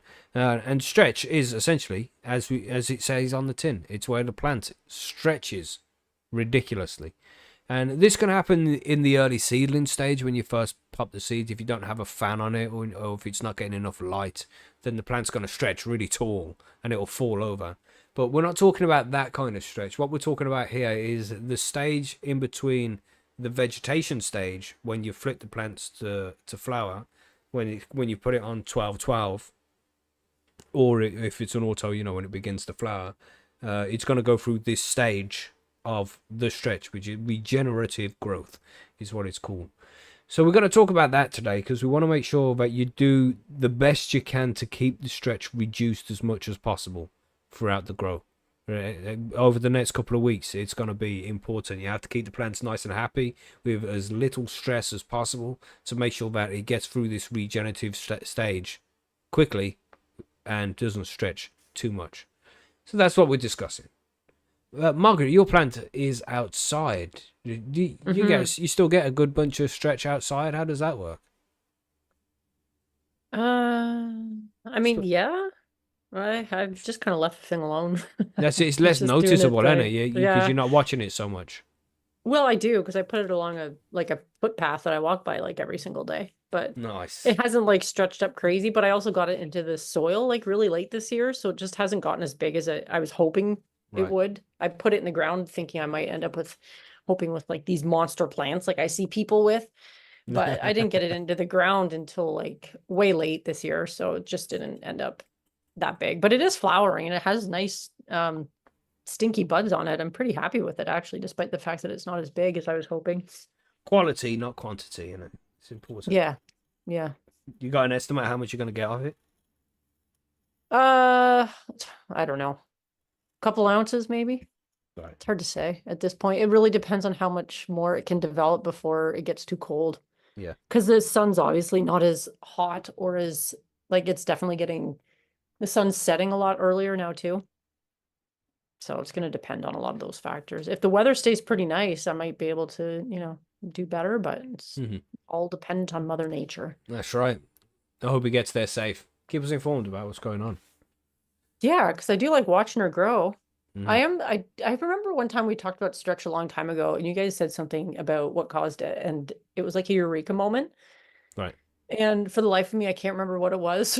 I'm really hoping it comes It's up the today. defoliation. That's the main thing, is defoliation. If you defoliate at the wrong time, the plant's gonna stretch like a motherfucker, man. And Maybe that's what it was. it's if you take the leaves off before you see those flowers forming, So let's just break it down, right? Yes. You've got your veg plants, and they're about 4 or 5 weeks old, and now you're flipping them to flower. And we're talking about photo period plants here. So you flick to 12-12, and throughout the next 2 week period, 2 weeks, it's gonna go through the stretch, and this will happen. The stretch happens. There's nothing you can do to stop the stretch. You're just trying to reduce the amount it stretches. So if you stress the plant out too much throughout that stage, it's going to stretch even more. And one of the ways which you can stress it out really easily is by giving it a big amount of defoliation. So, and it's not Right. just that as well. The plant needs those leaves to make enough food, so it's going to try and produce more if you've taken a shitload off while it's still in that regenerative stage. It just wants to grow as big as possible and cover up as much surface area as possible. So it's strong enough then to hold these juicy buds. Hopefully it's strong enough. That's the aim. It doesn't always turn out that way. So, the buds falling over all over the fucking place. But yeah, so that's essentially the idea. He just wants to spread out so it can grow the nice flowers on it. So you just got to let it do its thing. And when the Right. stretch stops, then you can do the defoliation. I mean, this is just one of the ways. We're going to talk about more ways that you can prevent it as well. But defoliating at the right time is one of the biggest things that will stop the stretch from happening. Have you noticed this as well, Billy? What's your score? Well, when you're going through that that stretch stage, what do you what do you do when you're going through stretch? Where I petrol grow, it's a little different because I don't have like a whole section, if you know what I mean, going through the stretch. I just have one plant doing it, so it's a little easier to maintain it, if you know what I mean. Mm-hmm. So I can just whack it in there, make sure it's got enough water because it's soil. Then I don't really have to touch it, do too much. What I do, I make sure that it's trained to a position where if it does stretch and grow, I can just need a little light LST, so it doesn't need too much sort of manipulation. And I find that sort of works with most plants. Like some which are just really sativa-y and proper value plants, they will just stretch a little bit more anyway. But apart from that, then I'm coping quite well. If you know what I mean, just by sort of like leaving it alone. If you know what I mean, I don't defoliate or nothing. So I think that's the main thing. Is just trying to leave it. That's it. If you leave it, it won't be so bad. But if you're going to defoliate, do that when the flowers are actually forming and not when the stretch is happening. Because if you like do it 5 days into the stretch, then the plant's going to be like, oh shit, we're under a lot of stress. We're going to stretch for another week. You're like, fuck. And they stretch bad, man. They stretch bad.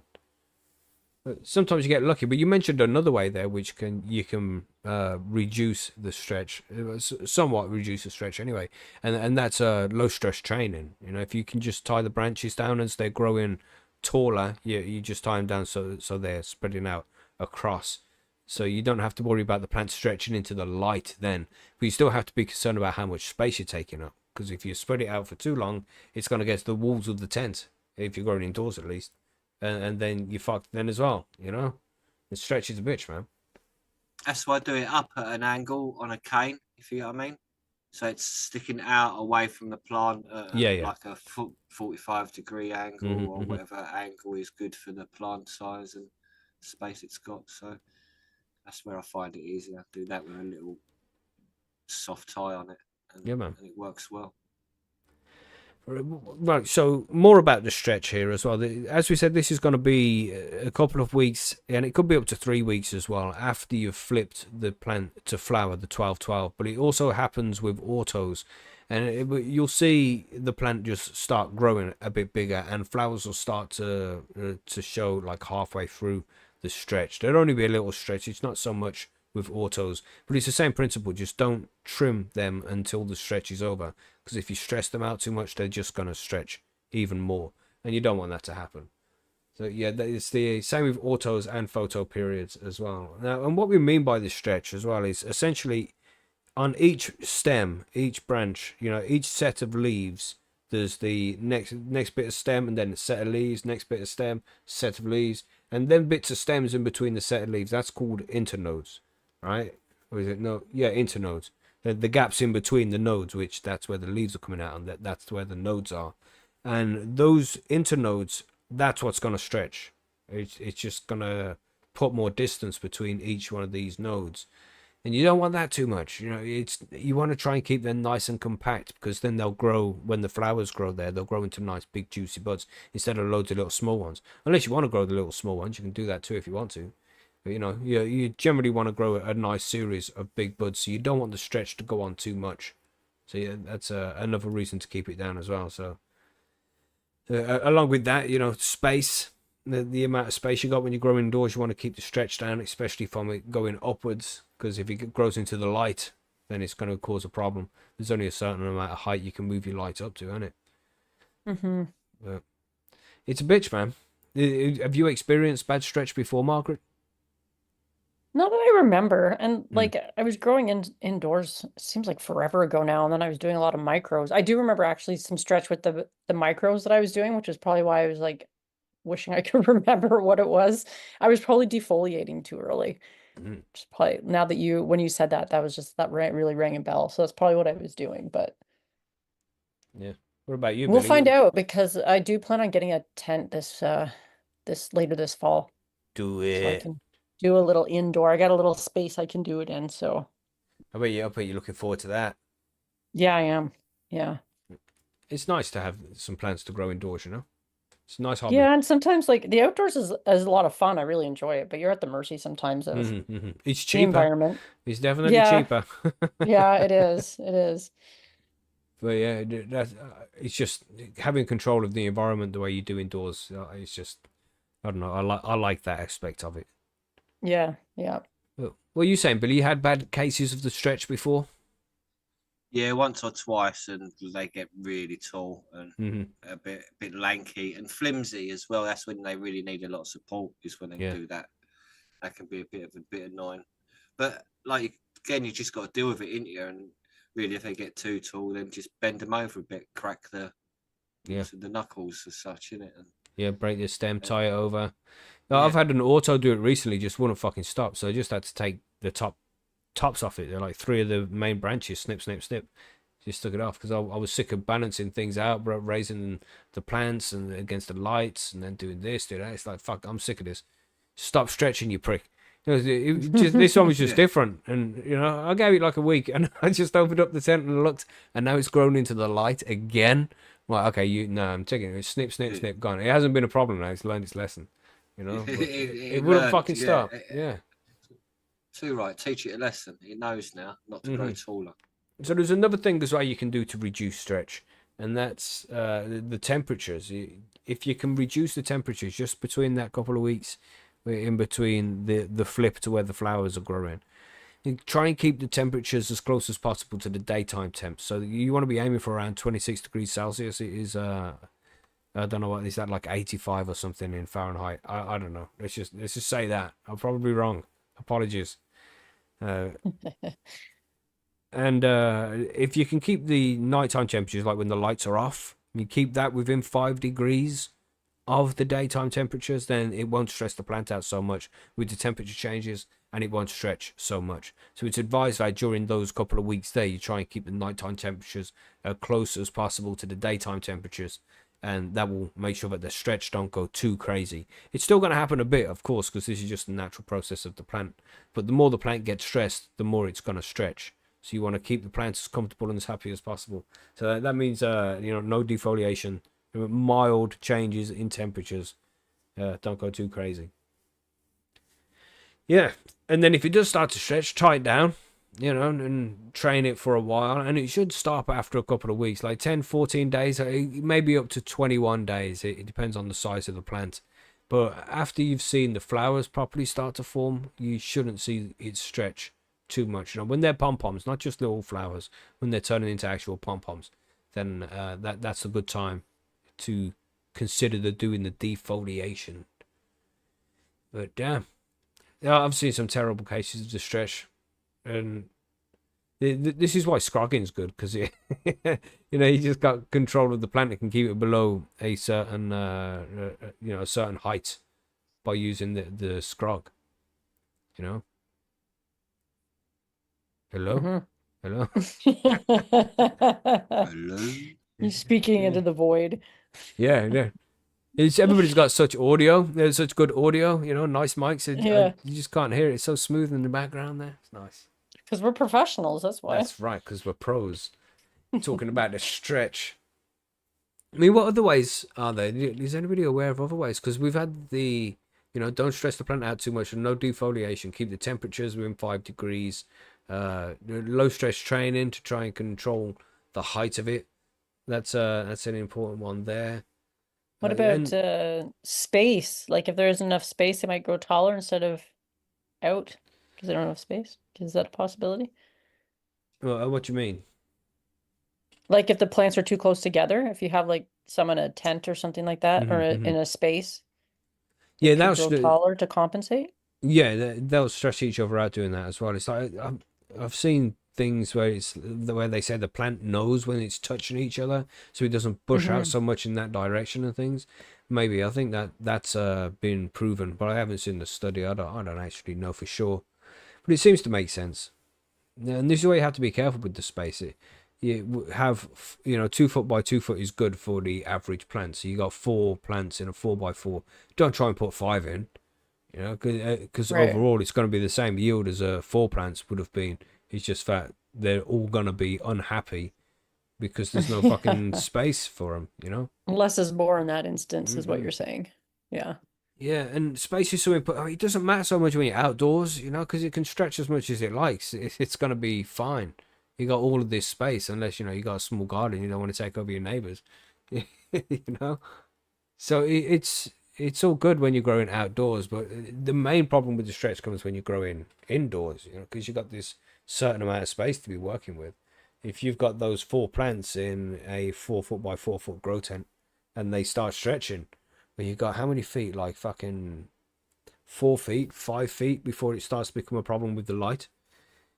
Because you'll have your carbon filter taking up a certain amount at the top, and then the light itself has to go up and down, and you can only get that to a certain height, and then there has to be about a foot and a half, about 18 inches in between the light and the top of the canopy for most LED models to make sure you don't get any light bleaching and shit like that.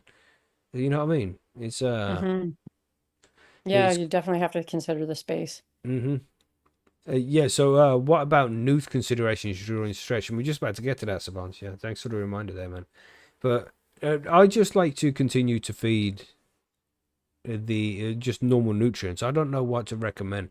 Yeah, if it's stretching too much and you reduce the amount of nitrogen the plants get in, then it's not going to be able to stretch as much because it doesn't have the nitrogen.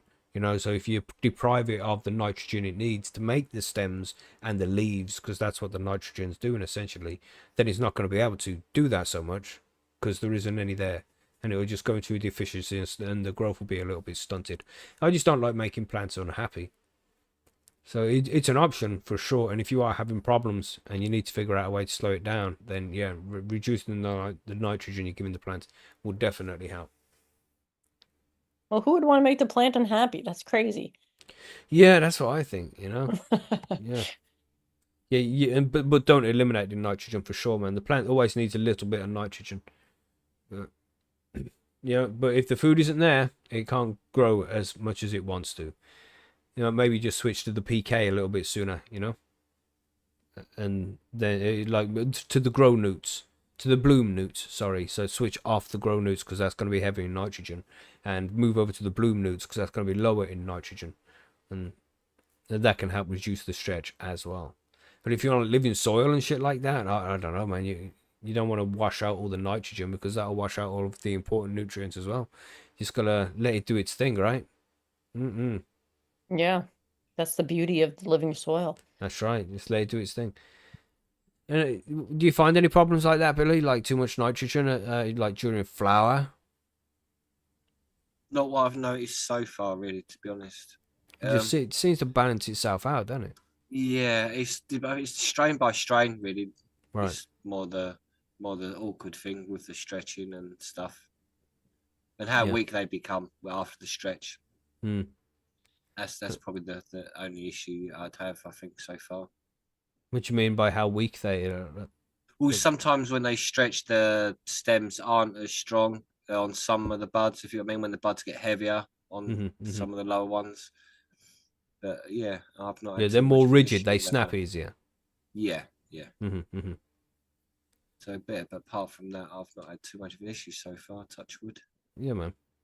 That's it. Once you've, I think for me, the stretch pretty much stopped. Other than this one plant which I spoke about, is that there's the exceptions to the rule sometimes. But for me, after just defoliating later in the grow, when the buds are starting to grow and shit, not any sooner than that.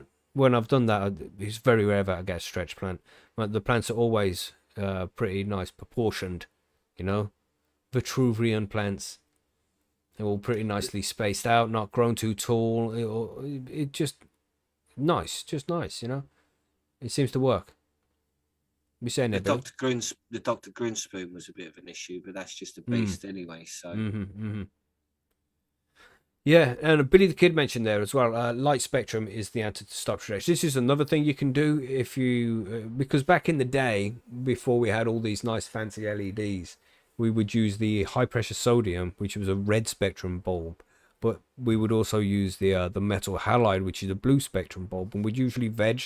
Say in a 4x4, you'd use a 400-watt metal halide, get the plants through veg on the blue spectrum, flip them to flower, and then leave the blue spectrum on. Don't flip them to the red straight away, and that would reduce the stretch. Apparently, or was it the other way around? It's been so long.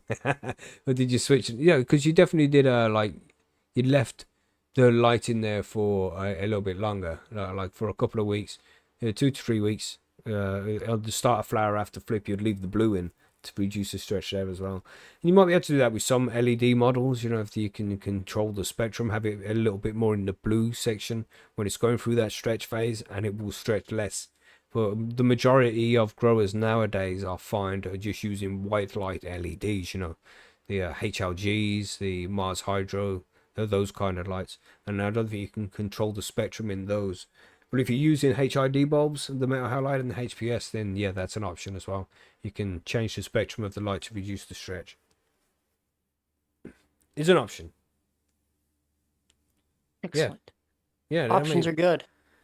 Especially with stretch, because if it stretches too much, it not only gets in the light, but it stresses you out. You really don't know what the fuck you can do to stop it, and it stresses the plant out, and you just, I don't know, man, it can ruin the fucking grow.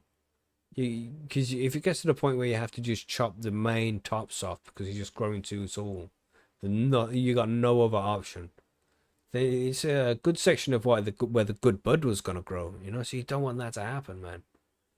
It can be such a fucking pain in the ass, and this is why it's important to just try and do what you can to reduce the stretch happening in the first place.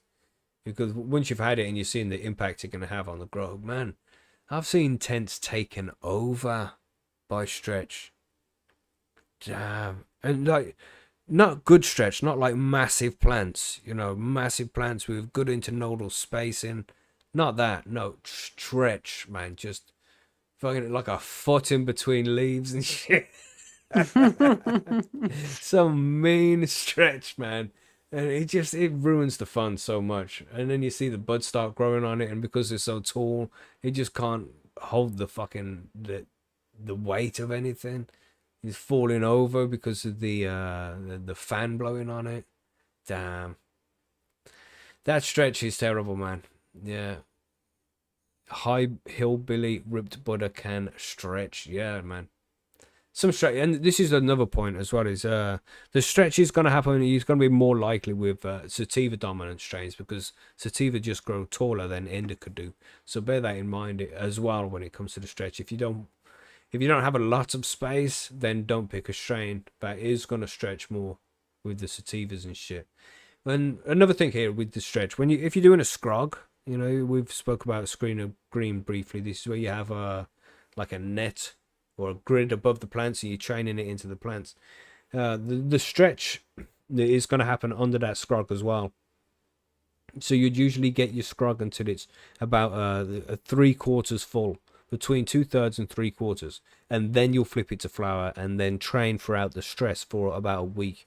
For a week out, halfway through the stretch stage, then you stop and let everything just grow above the scrog there. But that's a nice way to keep stretch under control as well, is by just doing it in a scrog, and then you can keep the stretch down because it's being held underneath a frame for the whole time. So that's a nice, easy way to control it as well. So lots of things you can do. And if you know if you're following this guide week by week, as some people are, then you will be seeing this start to happen now in your grow room. So again, you just don't do any trimming yet. All right, just I know it can look really messy in there, but wait until the plant's properly in flower, and then you're gonna know what's gonna be good and what's gonna be bad, and you can trim off all the good shit, not stress out the plant too much, and it won't stretch so much. And also, of course, with the temperatures, as we mentioned there, you want to try and keep it between 5 degrees in between the daytime and the nighttime temperatures. That will help reduce the stretch. If you are stretching too much, reduce the amount of nitrogen that the plant's getting, and that will help reduce the stretch as well. Yeah, and the last one there's the low stress training. Just train it, tie it down, but only do that for the first week as well. After a week of stretch, then just let the plant grow a little bit more. Is that what you do, Billy? Yeah, first of all, it's like you get that first little bit of stretch, like you say, for the first week, and that's the bit I just tie backwards a bit, and so it grows sort of like away from everything else, and that's about it. Yeah, and then let it go. Yeah, man. That's what the canes are for. They're quite good for that. Yeah, I hate using canes. I do. I like my plants to be nice and just sturdy enough to hold their own shit, man. I like that. I use them more just to shape it away from each other. Oh, yeah, You know like what I mean? yeah, to stop it from falling over and shit. Yeah. Yeah, man. Just to hold the ends up, just because they get quite heavy. Even though they could hold their own weight, most of them. Sometimes they just get too heavy, and you don't want to knock them. You know what I mean? So if the cane's there, it stops me hitting the buds when I'm moving between plants, and that's so much so I can see where the edge of the plant is. Yeah, it's like a marker. I don't know what else there is to say about the stretch here. Just one more thing we can add is you're choosing the right time to flower your plants. This isn't going to be an option if you're growing autos. That's just going to flower about 4 or 5 weeks into the grow after germination. You don't have a choice. But with photo period plants, you can wait until, like similar with the scrog, when you've filled 3/4 of your grow space, flip them plants to flower. Don't fill it first and then flip it, because the plants are just going to be unhappy and crammed, and that will make them stretch more potentially as well. So get it to the right time. I think, if you're doing the 4x4 with the 4 plants in it, 4 or 5 weeks veg seems about perfect before flipping them to flower. And then they won't grow too big. But the stretch can be a pain in the ass. So, you want to leave just a little bit extra room in case that happens. And it'd be better for airflow and shit if it doesn't. It's better to have just enough room, not crammed plants. The crammed plants are not happy plants. Yes. But that's it, I think, for the stretch phase. I think with all that, you should be able to reduce it as much as possible. There's not really much more to add. Just be careful, And next week, I think we'll talk about some books. I think we'll talk about popular cannabis books next week. Ooh, I like books. Yeah, that'd be good, actually, to get people interested in what books they want. Yeah. There's not much happening now with the whole grow thing. It's just going to be flowers growing, So we'll talk about They books. need something to do. They need something to do while they're waiting for the next. There's no training to do. 8 weeks. Yeah, you just got to sit there and feed the plants, man. Feed the plants, keep them happy, and for like 8 weeks and shit at least. So we're gonna talk about some stuff like that, some good books you should have, and all that kind of stuff. Something to do while the flowers grow. Nice. But let's do some listener mail. We ready for some listener mail already? Yeah. Yeah, man. Sounds good. Let's do it. I think we've only got a couple of questions. Let's go. And let me find the fucking show notes with my dodgy mouse. Click. Oh, did you mean click? Fuck yeah. It did it as well, you prick fucking. I sounded like the guy from Home Alone there. I just fucking. Oh, for fuck's sake. It's proper taking the piss out of my life. Hold on. Oh my gosh. It's trolling him hard. It is bad, Yeah. Oh my god. I'm gonna do it. It's P Diddy him in the shower. It is. Gosh. Right, here we go. I can edit all that out now. Smooth. This is a good one from Little Red. This was. What is the best way to store seeds for long term? Looking to pheno hunt in a year or two.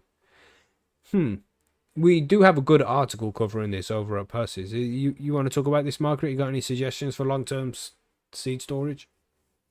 Yeah, I mean, I would suggest probably keeping them. I prefer glass all the time in some kind of glass or containers as opposed to plastic, but keep it in a cool, dark place or a place that's like not going to get too hot or anything like that. Having said that, none of my seeds really came out that well this year, so I should probably take some of my own advice. But Yeah, man, I know that feeling for sure. yeah. Yeah, like how cool, I don't know how cool they have to be kept, but you just don't want them in a place where it's going to be But too warm. it's not the temperature. I mean, it's preferred that they're cooler, but it's temperature fluctuations that makes the big difference. Right. You need it Yeah. somewhere where it's going to be consistently at a Consistent. particular temperature, and Yeah. humidity level as well. And as I say, there's a real good guide over on Percy's specifically about this, and we have done a Grow Guides episode in the past about it as well, but not in this new season. We haven't done that yet, but it is something we'll cover in the future. But essentially, you want a dark place, dark, cool place. The seed should be in an airtight environment, preferably with some desiccants, so the moisture stays low. You don't want them getting wet for obvious reasons. And yeah, if you just put them in a nice place where they're not going to be disturbed, they'll last for years and years and years. So get them, put them in a cupboard that doesn't get used in your house, somewhere cool, the back of a drawer that doesn't get opened very much, and just leave them there. And they'll be fine as long as they're dry properly, Because if Yeah. you've made the seed yourself, you have to make sure that they're properly dried, otherwise they'll go moldy when they're stored. So make sure they're Right. dry. Yeah, mold is always bad. You always Mm-mm. don't, you never want moisture. So there are a couple of people in the chat too say one person said keep it away from your Wi-Fi router and in a metal box. Metal is probably also good. Metal, glass, just plastic is, I don't know. I don't like plastic. But and Big Bad Wolf, he said he kept his in a wine fridge for 3 years and they were fine. So and that's like a really temperature regulated fridge too. Yeah. That's the Yeah. best way to do it. Consistency is important. Mhm. Anytime it changes temperature and shit like that, then the seed has to adjust a little bit, and it will use the energy that it has stored up to adjust to its different surroundings, and that energy won't last forever. So the more you can keep it in a stable environment, the more it stays in that stasis mode where it's not doing anything, and then it will just last longer and longer. So bear that in mind. But it's a good question because everybody starts gathering up a seed collection eventually. Even if you're not doing pheno hunting, you still got, what, 20, 30 seeds, maybe 100 Yeah, seeds? you just end up with them. And, more seeds than you're ever going to grow. But you have to store them nicely.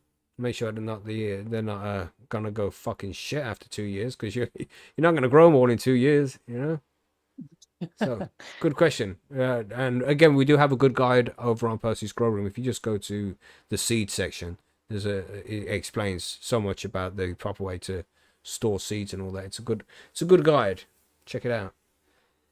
Right, I'm not sure. Billy. Just one thing, I'm not sure how you pronounce it, but you got this Svalbard Global Seed Vault. Remember that in Norway, where they keep all the seeds around the world? Like the Ark. Mhm. Yeah, I don't know how it's pronounced. Yeah. Yeah. Try and get them in there if you have to. Yeah, that's we could briefly mention that as well, because they freeze the seeds, and you shouldn't freeze your seeds, everybody. They have to be frozen in a specific way. So if you don't freeze them properly, then it's going to damage the seeds and they probably won't germinate. It can be done, but it's not worth the risk. When you can keep seeds in a cool place in the dark and they'll be good for 5-10 years, you don't need to put them in the fucking freezer. It's just not necessary. So don't take the risk. Just stick them in the cupboard somewhere. Yeah. Right. So Firetop, we've got. Could you name a few nature organic fertilizers people can make at home to boost plants in veg and flower? Any idea? Natural, maybe.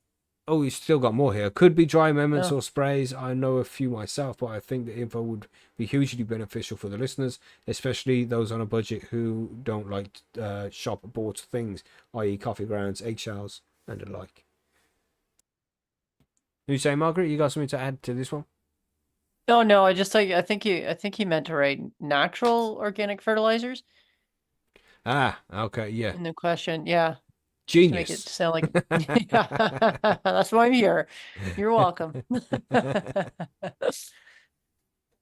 Yeah, good Although I point. don't have an answer to that otherwise, except use living soil. Well, yeah, and just use compost, man. Make some compost tea. You just got some compost tea, feed that to your plants in the soil. They will love you. They love that shit. And that's got loads of nice microbes in it, loads of nutrients, macros, micros, all the shit. If you're making good compost, you know, have a nice range of greens and browns and shit. Look up Dr. Ingham and check out how she recommends making compost or compost, however you want to pronounce it. And yeah, man, that's going to be the cheapest way. And you can, that's gonna make some good shit too. It's gonna make some good shit, and you can do that for free. You know, just make sure you're Yeah, making just good using your compost. waste, your kitchen waste. It's Mm-hmm. great. Mm-hmm. Yeah, man. So give that a shot, and then all you have to do really is just get a bucket, get an air stone as well, and you can do that. You can just bubble up some water with the compost in it, make some compost tea, feed that to your plants. They'll be happy. Nice and easy. But there was another one as well, JMS, you know, from Chris Trump, where you use a potato, you put the potato in the water, you go find some like leaves and shit from old trees, and you put those in the water with the potatoes. I don't know. It's complex Really? stuff. Yeah, it's not really complex. It's just you just put potatoes in the water with the stuff. JMS it's called, yeah. Jardam microbe solution or something like that. Huh. Yeah. I mean, it's check not hard that. to find leaves in a potato. Yeah, and it's because the leaves are, you want to like try and find trees that are really old, because that's going to have a nice microorganisms that have been there for a long time in the soil. So you scoop up some of those, and then you're going to have more microbes in the mix. I can't remember the exact details of how to set it all up though. So if that's interesting for you as well, if you go and check out Chris Trump, there's lots of cheap ways to make nutrients if you need it. Good shit. Anything else to add there, Billy? What do you do with yours? Because I know you're growing organic. What kind of nutrients you using? I use a top dressing, but I use worm shit as well to throw in my water. Leave it to sit there 24 hours, and then just use that. It's quite easy. Seems to work. I'm plus where I buy my stuff's just coming out with some new stuff, so I might try what they're using as well, because it saves me doing it. But Bakashi is also something to use. Yeah, worm shit is great. But worm shit is mostly what I use really for that type of thing, just because it's easy. And that's it. If you can get yourself a nice composter with a worm bin, you can make lots of good nutrients with that for your plants. Yeah. Right then. Let's hit no air stone. Yeah, you don't necessarily need an air stone if it's going to be less than 24 hours. I think it's preferred though, because the microbes like to get the oxygen and shit, and they'll duplicate more. But still, you know, just doing it at air stone is fine, but it's better to have one. Right?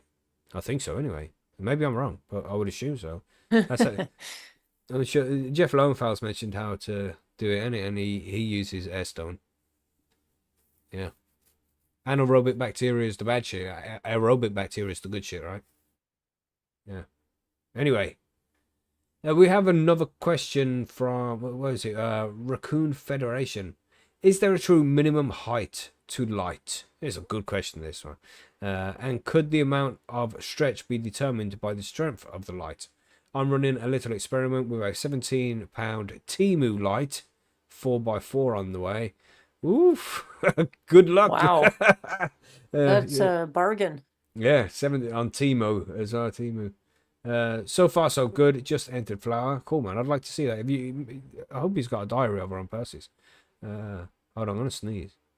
It's gonna be one of those. I'm gonna sneeze, but I've stopped myself from sneezing, and it.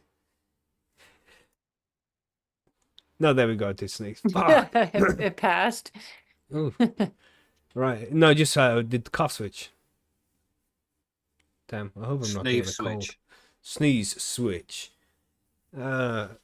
Anyway, I'm running a little experiment with the 17-pound Temu light, 4x4 on the way. So far so good, just entered flower, and my auto stretched quite a bit compared to my outdoor autos. I think it's due to the low PPFD of the Timu light, and she would need to stretch more to get reasonable PPFD in it. It measures 800 PPFD, so that's a photo. Fucking what's the It's how much light it gets in a day, pretty much, right? Right. On photo PPFD on photon, approximately 10 centimeters to light. Anyway, yeah, this question goes on, and he just says at the bottom here, I love the show, best thing since the intention of sliced bread. I like it. You know, how you got a saying wrong? You know, perfect. Perfect. Yeah, it's a good question, and the best thing you can do is, I mean, if you keep it simple like I like to do, then just check the instructions on the LED light that you've got, because different brands are gonna recommend different things specific to what they are actually having. You know, I think 18 inches for most LEDs seems to be the average, so try and keep it that kind of distance if you can, but it can go up to 2 foot as well, depending on how powerful the light is, you know, how small the plants are and all that kind of shit. But when it comes to PPFD and all that, you can get like light sensors that can tell you all of this exactly, which I'm sure you've got if you're measuring them out, you know, and that will help you pick the right level for the plants as well. I'm not sure the numbers myself. I'm sure there's graphs you can find which would show you the ideal PPFD depending on the stage of the plant and how big it is. You know, I just like to keep things really fucking simple and have it about 18 inches away. And if I see the plant starting to be like, oh man, you're burning us a bit here, then I'll raise the light, you know? Right. And Yeah. if not, then it's fine. It's fine. I try not to move it as much as possible, because I like to just think consistency is important for the plants. And if you can just keep the plant at the light at a certain level, the plants will grow and be like, oh, this is about the right spot. I don't really need to have to push any harder to get to the light here. So I'll grow the side branches a bit more. I think it's something like that. I don't know. I'm not a plant. I'm not saying I know what they're thinking, you know, but that's what I Can't would be speak for the thinking. plant. Exactly.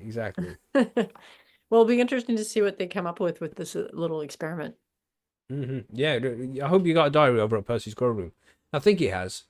I didn't see after I've seen this post. But, yeah, it would be a good diary to see how good this $17 Temu light does. Those lights are just efficient as fuck now, aren't they? $17.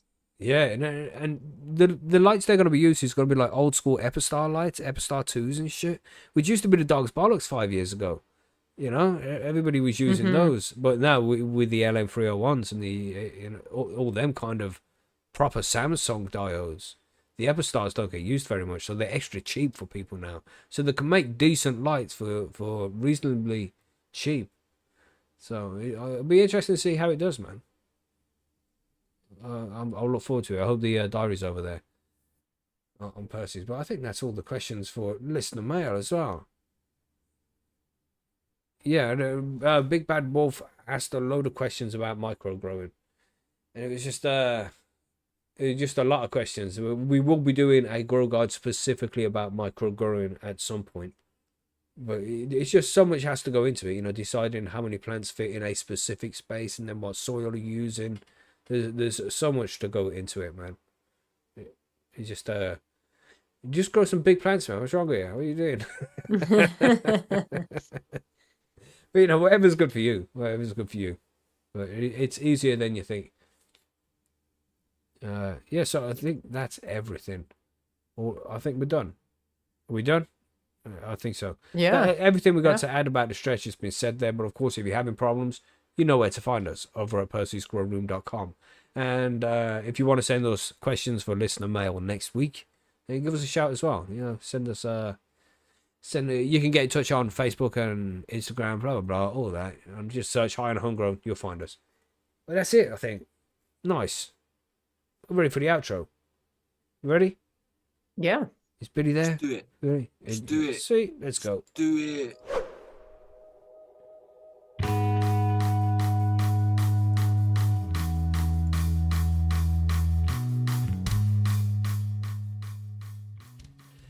Fades music professionally. the most professional he's been all night, isn't it? You see that? You see that? Man, if I'm getting a fucking cold or something, I've been out with people today. You know, people are covered in diseases and shit. People. Yeah. People, you know. I've got a little one where I've been on holiday and shit. Yeah, yeah. Planes, It happens when you travel, wankers. you know. It's a bit shit, but still. Yeah, it was good times, good times. But I hope I don't get a cold. I think I like the sniffles. You know what I mean? You've got the sniffles, have you? The sniffles. Not in a Don't go good near way. cocaine then. You know? I mean, oh, what's that smell like? Yeah, exactly. Yeah. Yeah, man. Thanks for joining us there, everybody, as well. And who won the Aussie Jim? Aussie Jim, congratulations on the snail race there, sir. Well done. It's coming to the end of the month, so I know we'll be doing the spin for. Well, I say the spin. I think we're going to be doing a snail race or something for the Macky's monthly giveaway in the next few days. So keep an eye out for that, and there'll be another one going up as well. So keep an eye out for that too. I should have probably added that to the forum news, shouldn't I? Maybe. Yeah. Would make sense, wouldn't it? It would have made Next sense, week. definitely. Next Yeah. week, yeah, next week. Yeah. It'll be fine. Yeah. It'll be fine. Yeah, man. Look, good show. I think we covered everything. Got the news. Oh, yeah, Martin left. Oh, man. I hope he's all right. He's, Kicking his computer and shit. you know what I mean? Yeah, so that was fun. At least you could drop in for a bit. It was good to have him here for a little while. Talking of fun, there's something I noticed today, even though it's strange I have not noticed before. Like, why does the word funeral start with fun? That's Not brilliant. very innit? It's true though, isn't it? It's so Yeah. bad. So bad. So bad, isn't it? Yeah, man. And thanks to everybody for voting in the poll there as well. We should end this poll. I'm gonna try to end it anyway with my fucking double click broken mouse shit. Oh, I don't know what's going on. Let's see. Damn, what's going on with this thing? Right, so we have, of course. Well, did you smash that like button? 61% said of course, and 38% said of course, of fucking course. So thank you to everybody for hitting the like button, and thanks to everybody for being here and chilling with us. We appreciate you guys, man. It's been a good session as always, and we'll catch you on Tuesday for an interview if you're around. If you're a patron, you know, Tuesday for the interview, and Thursday as well. We got one on Thursday too.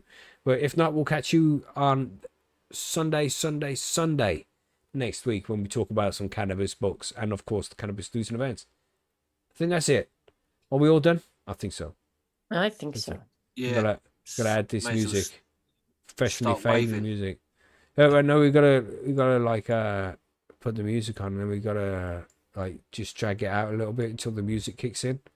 So you just talk about things, so it makes it seem like he's really professional. Like, yeah, he's been I hope you had a good time in Amsterdam then, Billy. Thanks for joining us, everybody. Yeah. Professional music. There we go. See that? It's just like that. You see that, everybody? Look at that. Faded in nice before he did it. Fucking hell. See that? See that? You A can see nice them lesson rubbing their in thighs. professionalism there, everybody. Thanks for joining us. And yeah, it's been a pleasure, as it always is. And we hope to catch you on the next one on Sunday. Goodbye, everybody. Okay, everybody wave. Bye. Everybody Yeah, wave. waving. Goodbye. Wave. Say hi. You're not waving, Margaret. I can see you're not I am waving. so hard I'm waving. Oh, shit, funny.